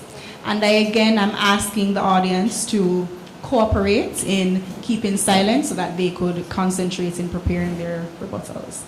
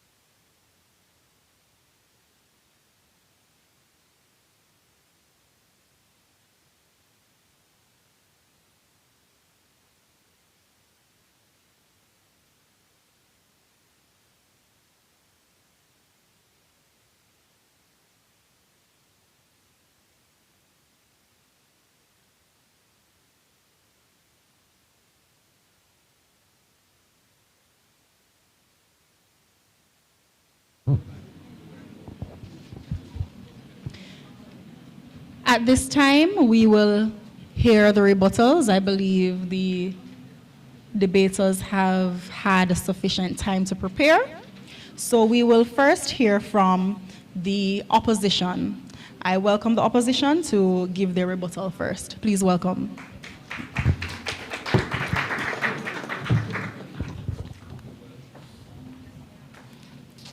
Let's face it, don't you think adding civics to school, to the syllabus as a subject, which gives the students time to learn, program, and be ready to... Too little confidence. So I think that's one of the things I'd like you to take away.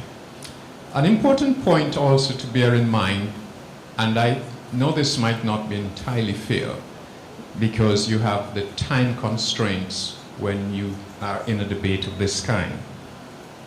But you notice most of the participants actually finished ahead of their time.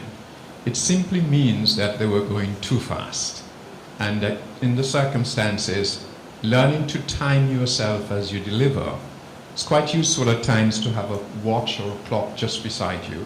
And I think in future I would recommend that those who organize these debates please have a clock in the back, if in case you don't have one, so that you can monitor yourself. The participants can monitor themselves as they go along. Speed can destroy the content, so you have to relax and be at the relevant speed which enables you to be heard properly.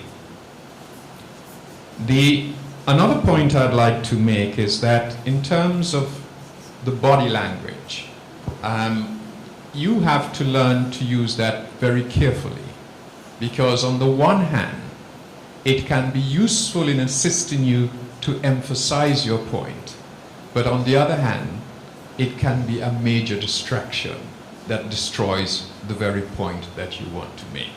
And so, whilst it's important, it must not be overused, because at the end of the day, you want the point to be made and not be destroyed.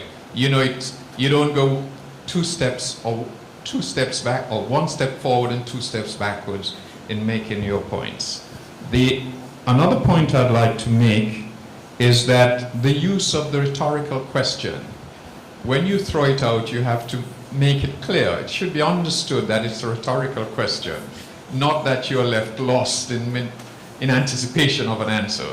It has to be understood when you do that. The other point I'd like to make, and this you may or may not have been told, but one of the most useful things, and I have to make a confession, that in my youthful days, one of the things I did was to practice in front of a mirror. You look at yourself, it gives you a feeling as to, an understanding as to how you're coming over. And if you can do that, you will be surprised the level of confidence that you can approach these exercises with. Oh yes, one other point that I wanted to make is that the question of modulation, that's very important, because you can't overdo it. You can be too loud, which then makes it difficult for the point to be made. And if I may be so unkind, if you get it badly, I'd be so unkind in making this point, but I do so in good faith. If you do it badly, it can almost become screeching on the ears, and you you turn off the individuals. So, but at the same time, don't spend your time muffling it either. So, and that is why it's somewhat important to do two things: practice in front of the mirror, and as soon as you can have the opportunity to use a mic, learn how to use it. It's all important. But overall, I don't think that my comments should be seen as in any way negative criticisms, but criticisms that give you, and especially those who are going into the finals as a result of what the judges would say. I hope there will be something of use for you, in going forward. Thank you very much. And again, I'd love to congratulate all of the participants, because it was a good exercise, good experience, And I know how difficult it is, because sometimes standing up in court is just as terrifying. Thank you very much.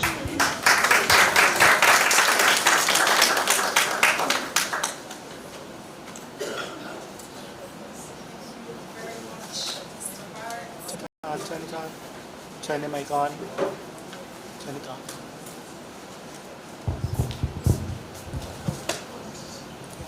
Testing. Mr. Barnes, I hope our participants were taking notes. I hope you heed to his advice. And at this time, I call upon Mrs. Carol Hector Hill, or Hill Hector, rather, the presiding judge of panel 1, who will give an overview of the judge's decision.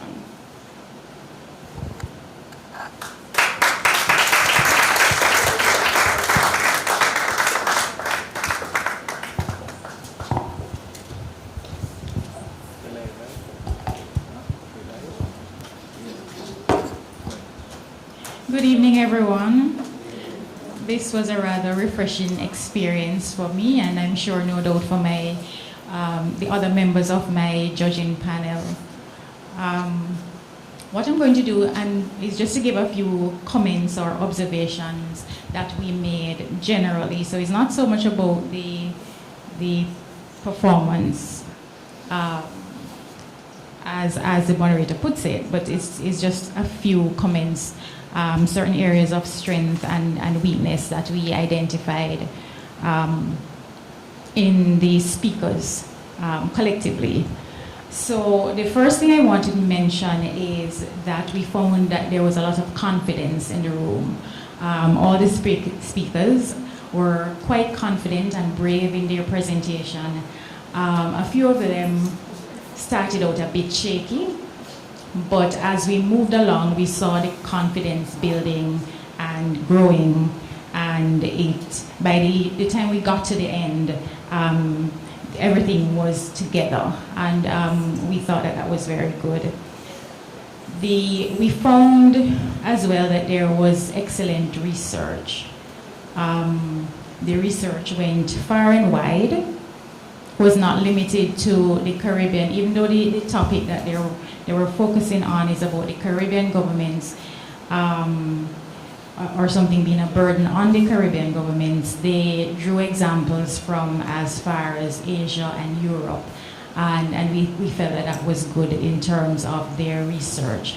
Once or twice we heard mention of something that sounded factual, but there wasn't any real statistics to support it, and something that speakers have to be careful of. When you make a statement or you make a declaration of something, you want to be sure that you have the statistics to support it, or some source that you're quoting from.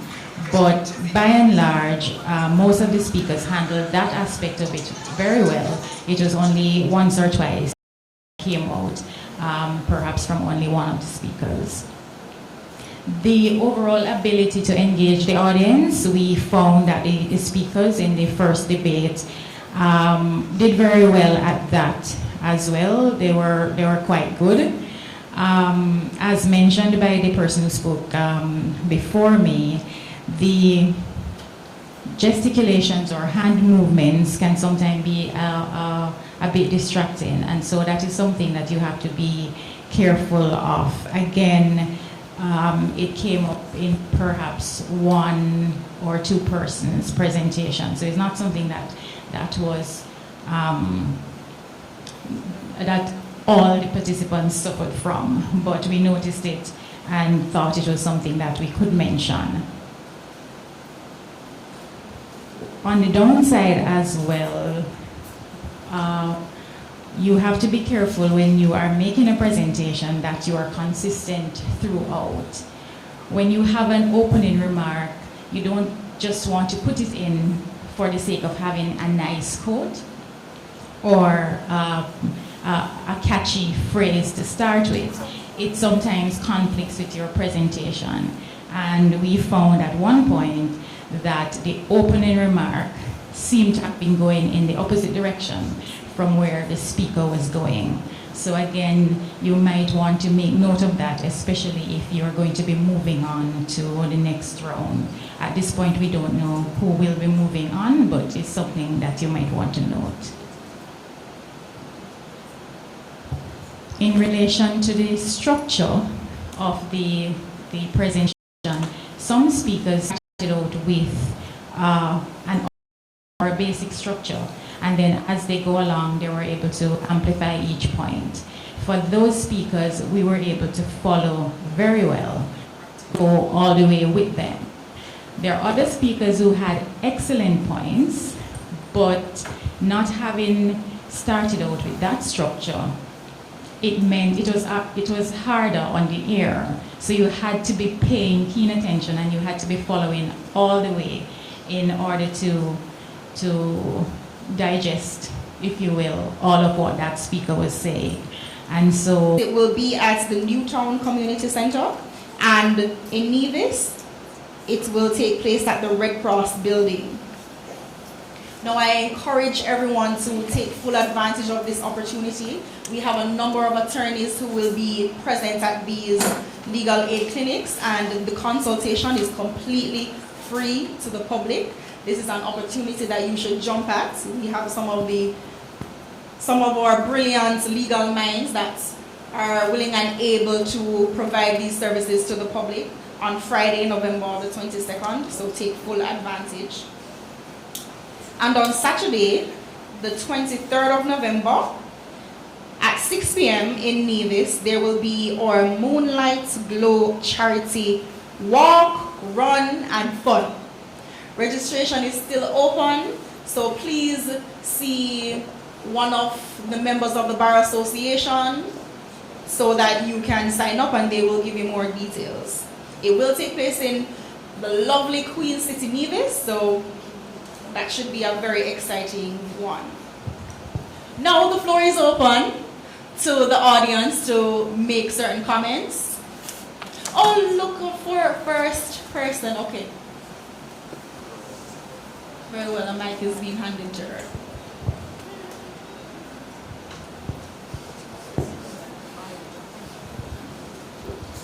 Yes, good evening, everyone. I would like to, first of all, congratulate the students. They did a really, really awesome job. One of the things that I realized, especially when the second topic was considered, about reducing the age of voting from 18 to 16, the amount of research that clearly went into that mood, because I did not realize that that was a topical issue that would have been dealt with in so many different countries of the world. One of the things it brought to mind as well, based on some of the presentations that were made, was that even if you reduce the age to 16, based on the statistics that we got from the United States, would the 16-year-olds take advantage of it? Or would they basically say, it's a right I have, I've fought for it, but I'm not going to exercise it for one reason or another? So I found that this debate basically brought to the fore a topic that I didn't realize was so topical. In terms of the first debate, one of the things I recognized was that the Barbados example was used in both presentations, but I wondered, in both presentations, it was clear that they had the free tertiary education for a bit. It ended and it started again, but we didn't really see statistics or figures to really see whether or not the reason for restarting was political or otherwise. But it was good to see that one example was used by both sides for their own, for the advancement of their own arguments. So I just wanted to congratulate the students. They did a really good job, and just encourage them to continue participating in events and debates like these. Most of them, I'm sure, are 4th and 5th formers. And even though it's a time where you have a lot of SBAs, you know, you have exams that you have to do, It is opportunities like these and opportunities that you take to participate in competitions like these. This is what will stay with you even after you graduate. And the lessons that you would learn from debating is something that will follow you throughout your life. So I'm just going to encourage the students to keep going. And I'm hoping that next year we would have an even bigger competition with more schools.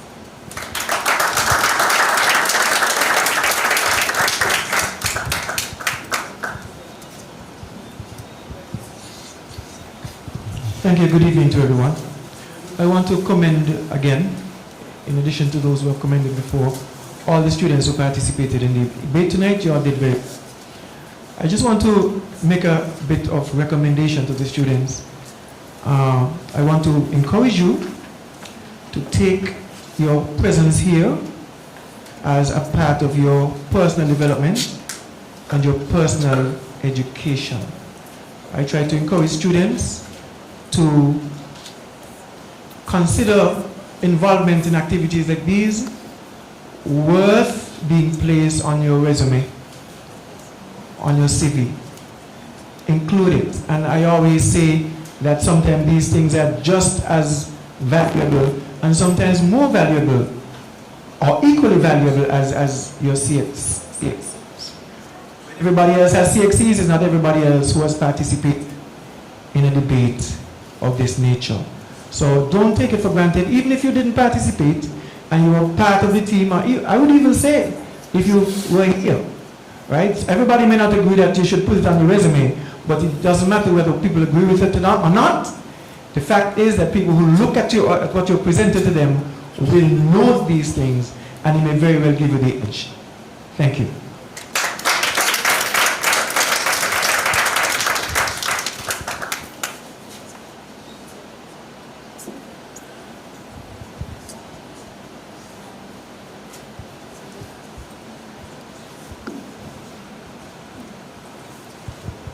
Do we have any other comments? Or we have two more?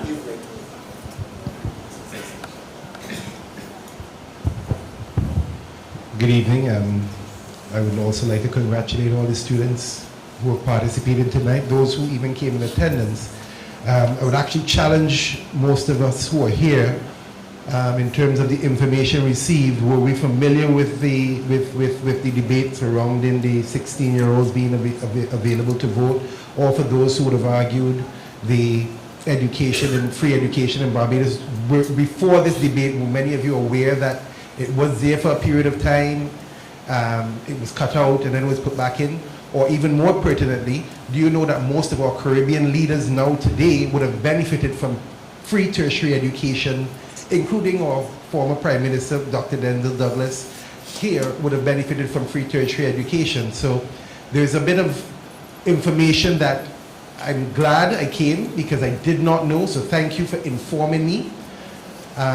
One thing I would suggest is that the more you practice what you believe, the more you practice what you research, is the more comfortable you become with the information, and this goes for all the debaters, so that when it comes to the rebuttal stage of it, or when you have to answer again, the information becomes part of you because you've read it so many times, you're so familiar with it, so even when there's time to counteract what your opponent is saying, there's a bit of fluency there that you may not have found if you just try to read a speech or read a debate.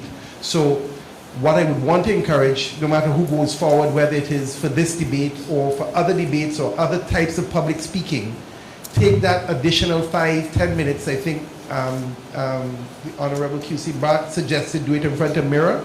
You don't necessarily need to have persons there watching you. You could self-criticize. You know when you make a mistake, but get familiar with the information.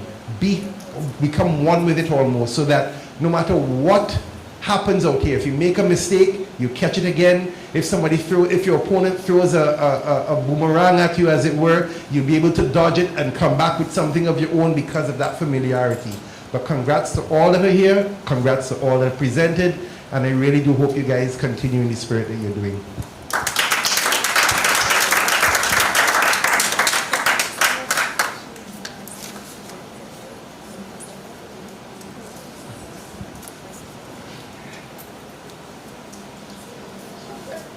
Well, actually, all the persons who commented touched on the Barbados situation, which is something I wanted to make reference to. Let me begin by commending all of the debaters. It sounds almost like a cliche now, but their performances were outstanding, and they deserve our encouragement. Please give them a round of applause. Now, I've sat in a couple of meetings right in Barbados discussing this same very issue of the free tuition for Barbados students and other students from the Caribbean. And on one occasion, the Minister of Education himself, Ronald Jones, the ex-minister that is, spoke about the pressures that were brought to bear on the government when they took up office. And I think it was under that government that the program had stopped. Yes. And then I had the opportunity to sit in another meeting when the Honorable Prime Minister Mia Mottley came into office, when she declared that her government was going to reinstate the program. You know, so I was able to get both sides of the picture. And I think that, in my mind, it was definitely a way of securing support from your voters, your populace. That's just my feeling. I think definitely the Barbadian society benefited from that. As we know, they have one of the highest literacy rate in the region. And it was because every qualified student from almost every household in Barbados was given the opportunity to get a university education, and we can't underlook that fact. I think I heard one of the debaters said that this new government, having reinstated it, has put down at least a couple of conditions, one being that you have to do some community service. I'm glad to hear that. I didn't know that. And that why I say I'm glad to hear that is because of the fact that here in St. Kitts and Nevis, we have the SAFE program, mainly for students from the CFBC, and we have attached 4 meager hours a month of community service. 4 hours. And you can get some of the young people to do those hours. And then what irks me even more is when you're going to have adults, parents, who are going to refer to that community service as a modern form of slavery. I really would have liked to be in that meeting when that parent made that statement. Because I would have been all over when I was him or her. I would have been all over him or her. You know, because what values are we teaching our young people? In pursuing my master's degree in education, I had to do a community service project. I went to a church in Virginia to teach English to foreign students, to Spanish speakers. And you just don't go and do it, you have to write a paper. You have to write a paper. Maybe that is all we need to add as a component to the volunteer hours here in St. Kitts and Nevis. So that is my comment on that. I don't want to stand between you and getting to know the results, so I'll stop talking.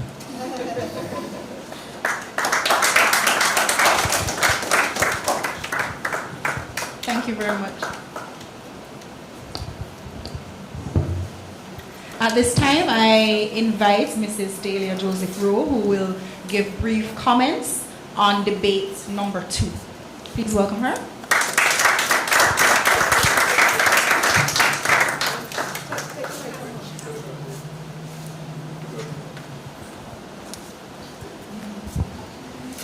Good evening, everyone. I would like to echo the sentiments and congratulate all of our debaters. I think they all did a fantastic job. And we are so pleased with what you have produced today. I was saying to one of my colleagues, you know, every time we do this, I am floored by how smart and and articulate and full of promise our young people are. When I look at what you do, I don't know if I could have done that before an audience at your stage in life. And I can tell you there are lots of lawyers who cannot do what you just did. So you really should feel proud of what you've done, regardless of what the results are. But you are all winners this evening. I will start with the positive. I thought the judges, we had a discussion, and we believed that we did see some very strong advocacy skills among the students. There were speakers who were very articulate, and there was very logical development of the argument in most cases, and there was very good research in all cases, we thought. So we applaud the students for that. In terms of your delivery, there were differences, and really, I think, well, the judges, we thought that the differences really stemmed from levels of preparation. Because in advocacy, your job is to convince an audience. Now, I think when each of us heard the topic, we would have had a view. So we would come and you say, no, there is no way a 16-year-old can vote. There's no way, they're not responsible enough, they're not. And then someone does the research and lays out the points. And when they're done, you say, yes, boy, they have a point. That is advocacy. Advocacy is not just saying the easy things. It is being able to speak and set out your case in a way that you convince a non-believer. And I think we had a lot of that when all your points were set out, we said, okay, you made a case. And that was excellent. But the thing about advocacy is preparation. You have to prepare. And part of the preparation, you have to be familiar with your material. And unfortunately, we felt that one group was a bit more prepared than the other. When there is over-reliance on your script, it affects your delivery. Remember, your aim is to convince. And when you look at people, you will convince more than if your head is in the paper. So the over-reliance on the script, what it does, it hampers the effectiveness of your communication. And even if it's a situation where you have to rely on your script, there's a way that you can rely on your script and still be convincing. If you, for instance, you look down at the paper in phrases and you understand what you were reading, and then you communicate, and then you glance again and you communicate. But if you read all the time in a monotone, it is not as convincing as if you show that you understand what you're reading. So we would encourage in everything, try to prepare as much as you can, as it would affect, it would improve your delivery. And also the over-reliance on the script also affects the voice modulation. And when you look at the criteria for the judges, we had to look at all those things, your fluency, your voice modulation, and so on. So that would have affected the score of one of our participants, one of our groups. But all in all, we thought it was a really excellent debate by our students, and we applaud you for your efforts.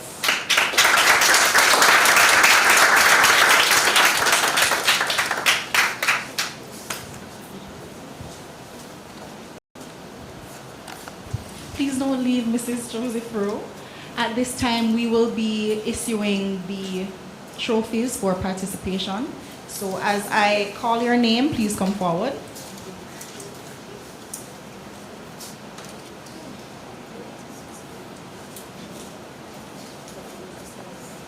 Gion Mike.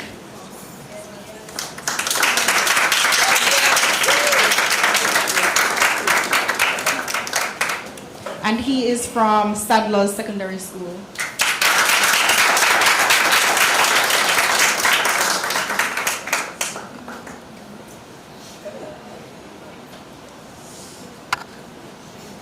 Micaiah Cranston from Sadler Secondary School as well.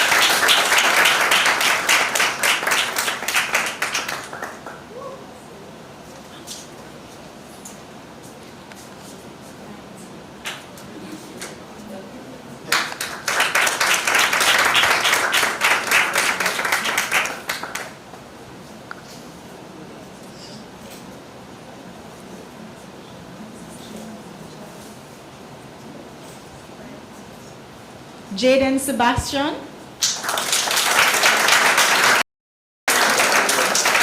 from the Immaculate Conception Catholic School.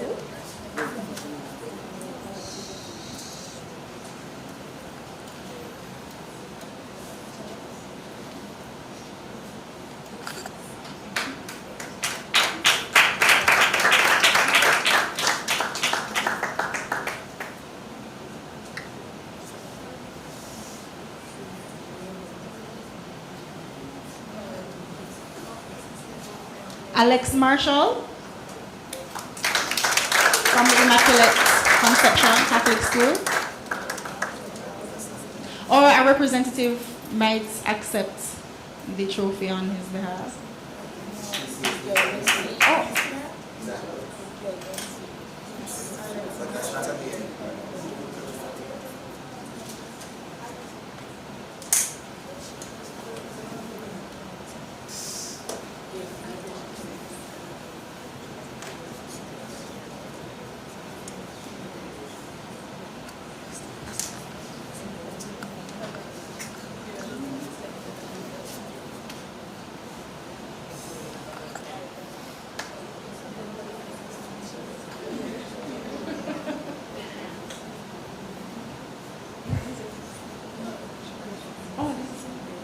And Adara Abram from the Immaculate Conception as well.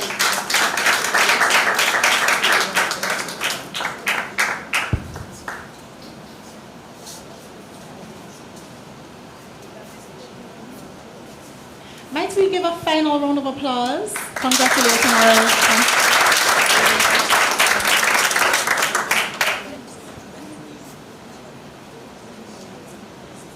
Rafiq Morrison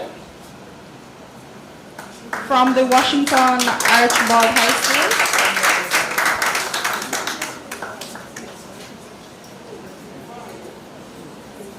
Chair.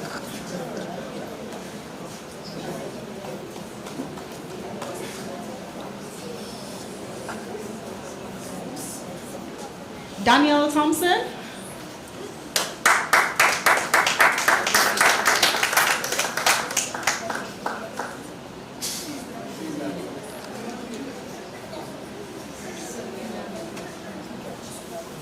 Shadija Green.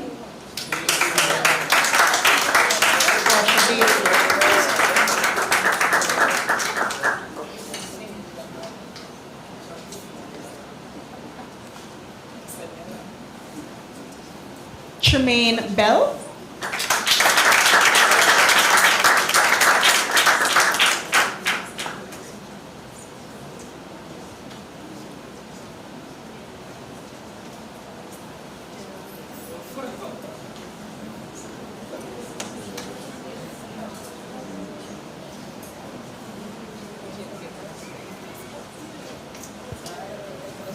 Sion J. Thomas from Charles E. Mills Secondary School.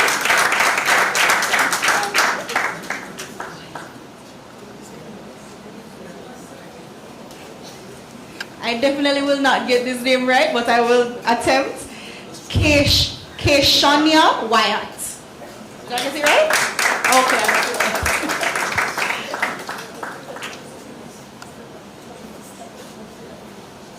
Khadija Egan.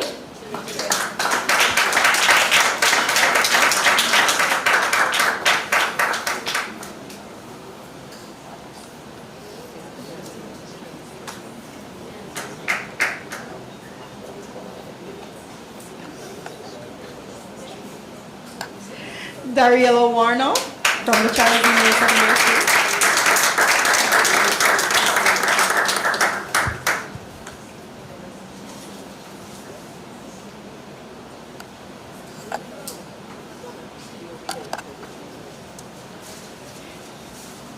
I know you're anxiously awaiting the winners. However, we crave your indulgence. We will be right back with the announcements. And a word from our sponsors. I'm just kidding.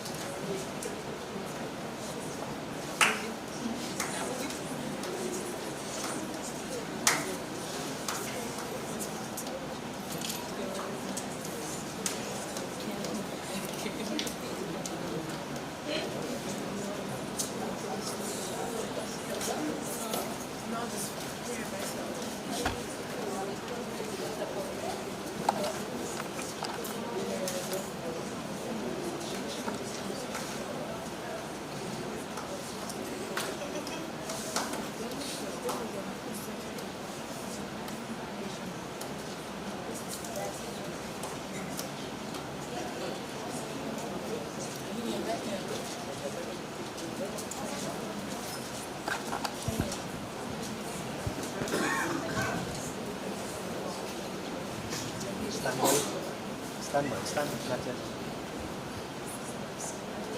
Let's just start. Ladies and gentlemen, we have the results for debate number 1. I will announce first the results as it relates to the best speaker. Out of a total of 200 points, the results are as follows. The leader of the proposition received 130 points.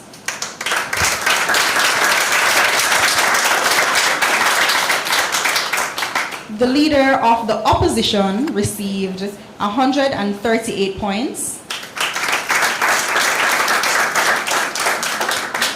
The seconder for the proposition received 141 points. And the seconder for the opposition received 128 points. So the best speaker is the seconder for the proposition, Ms. Khadija E. Jenny.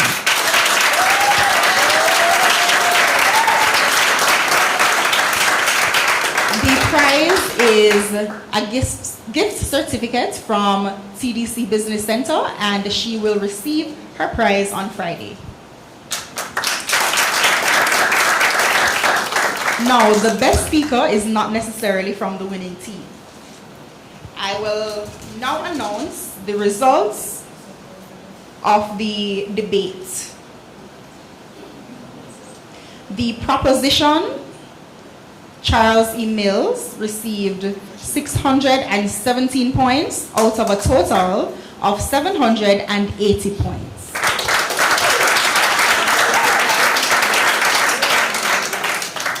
The opposition, ICCS, received 559.5 points out of a total of 718 points. So our winner for the first debate is the Charles E. Mills Secondary School.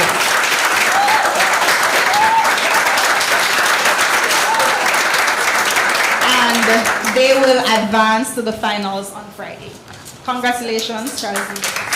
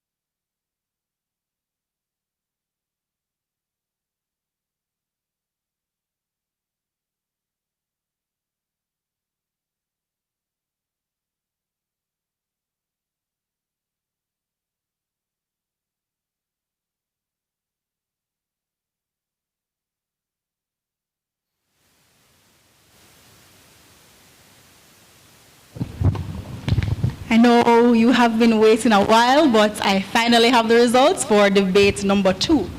And I will first announce the best speaker. The total is 200 points, and the results are as follows.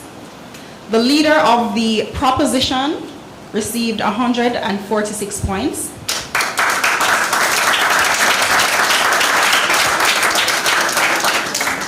The leader of the opposition received 122 points. The seconder of the proposition received 133 points.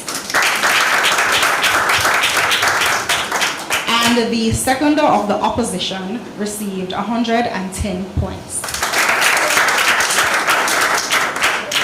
So the best speaker of debate number 2 is Miss Shadeja Green of the Washington Archibald High School. And she will receive her gift certificate from one of our sponsors, TDC Business Center, on Friday.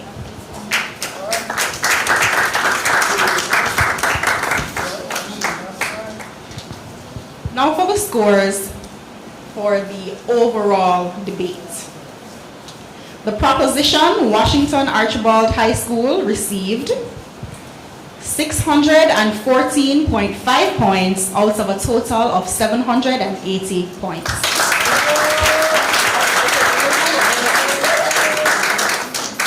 The opposition, Sadler's Secondary School, received 524.5 points out of 780 points. So the winner for this second debate is Washington Archibald High School, who will advance to the finals on Friday. But can we give a final round of applause for all of our debaters this evening?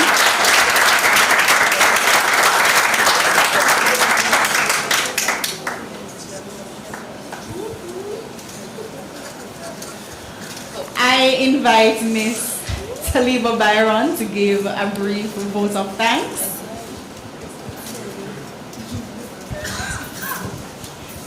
Good evening, everyone. I wish to adopt the protocol that was established earlier. It's my task just to say thank you. It's my honor really to say thank you.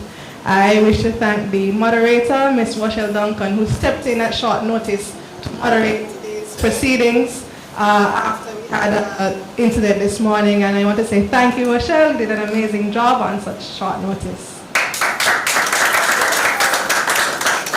Thank you to our permanent secretary in the Ministry of Education, Mr. William Vincent Hodge, for giving your remarks and your encouraging words to our students, which I hope they will take on board.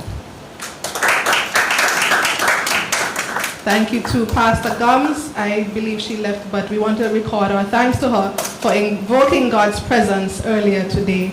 And to Ms. Shadiman Roberts as well for singing the national anthem so beautifully today.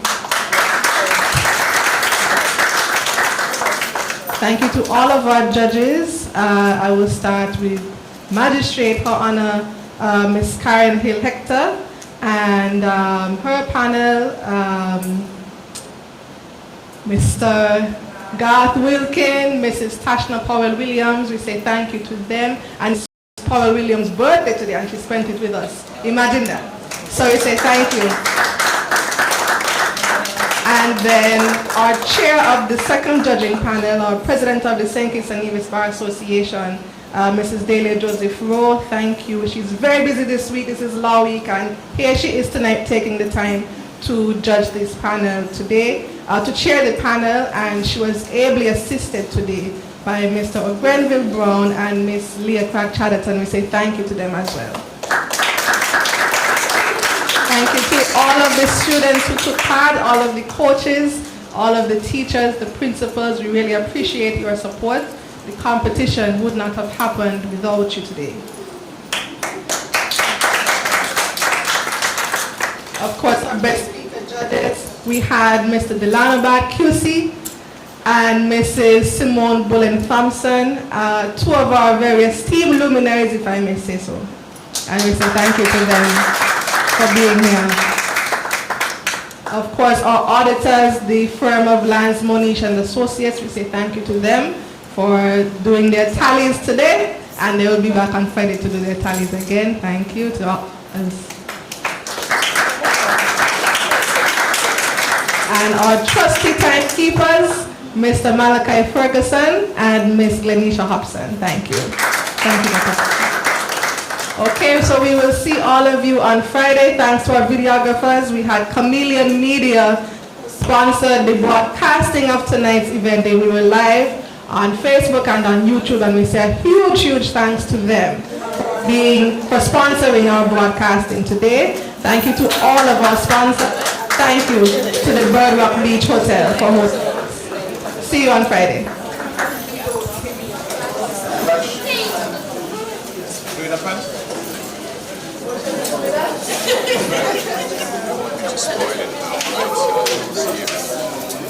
It's off?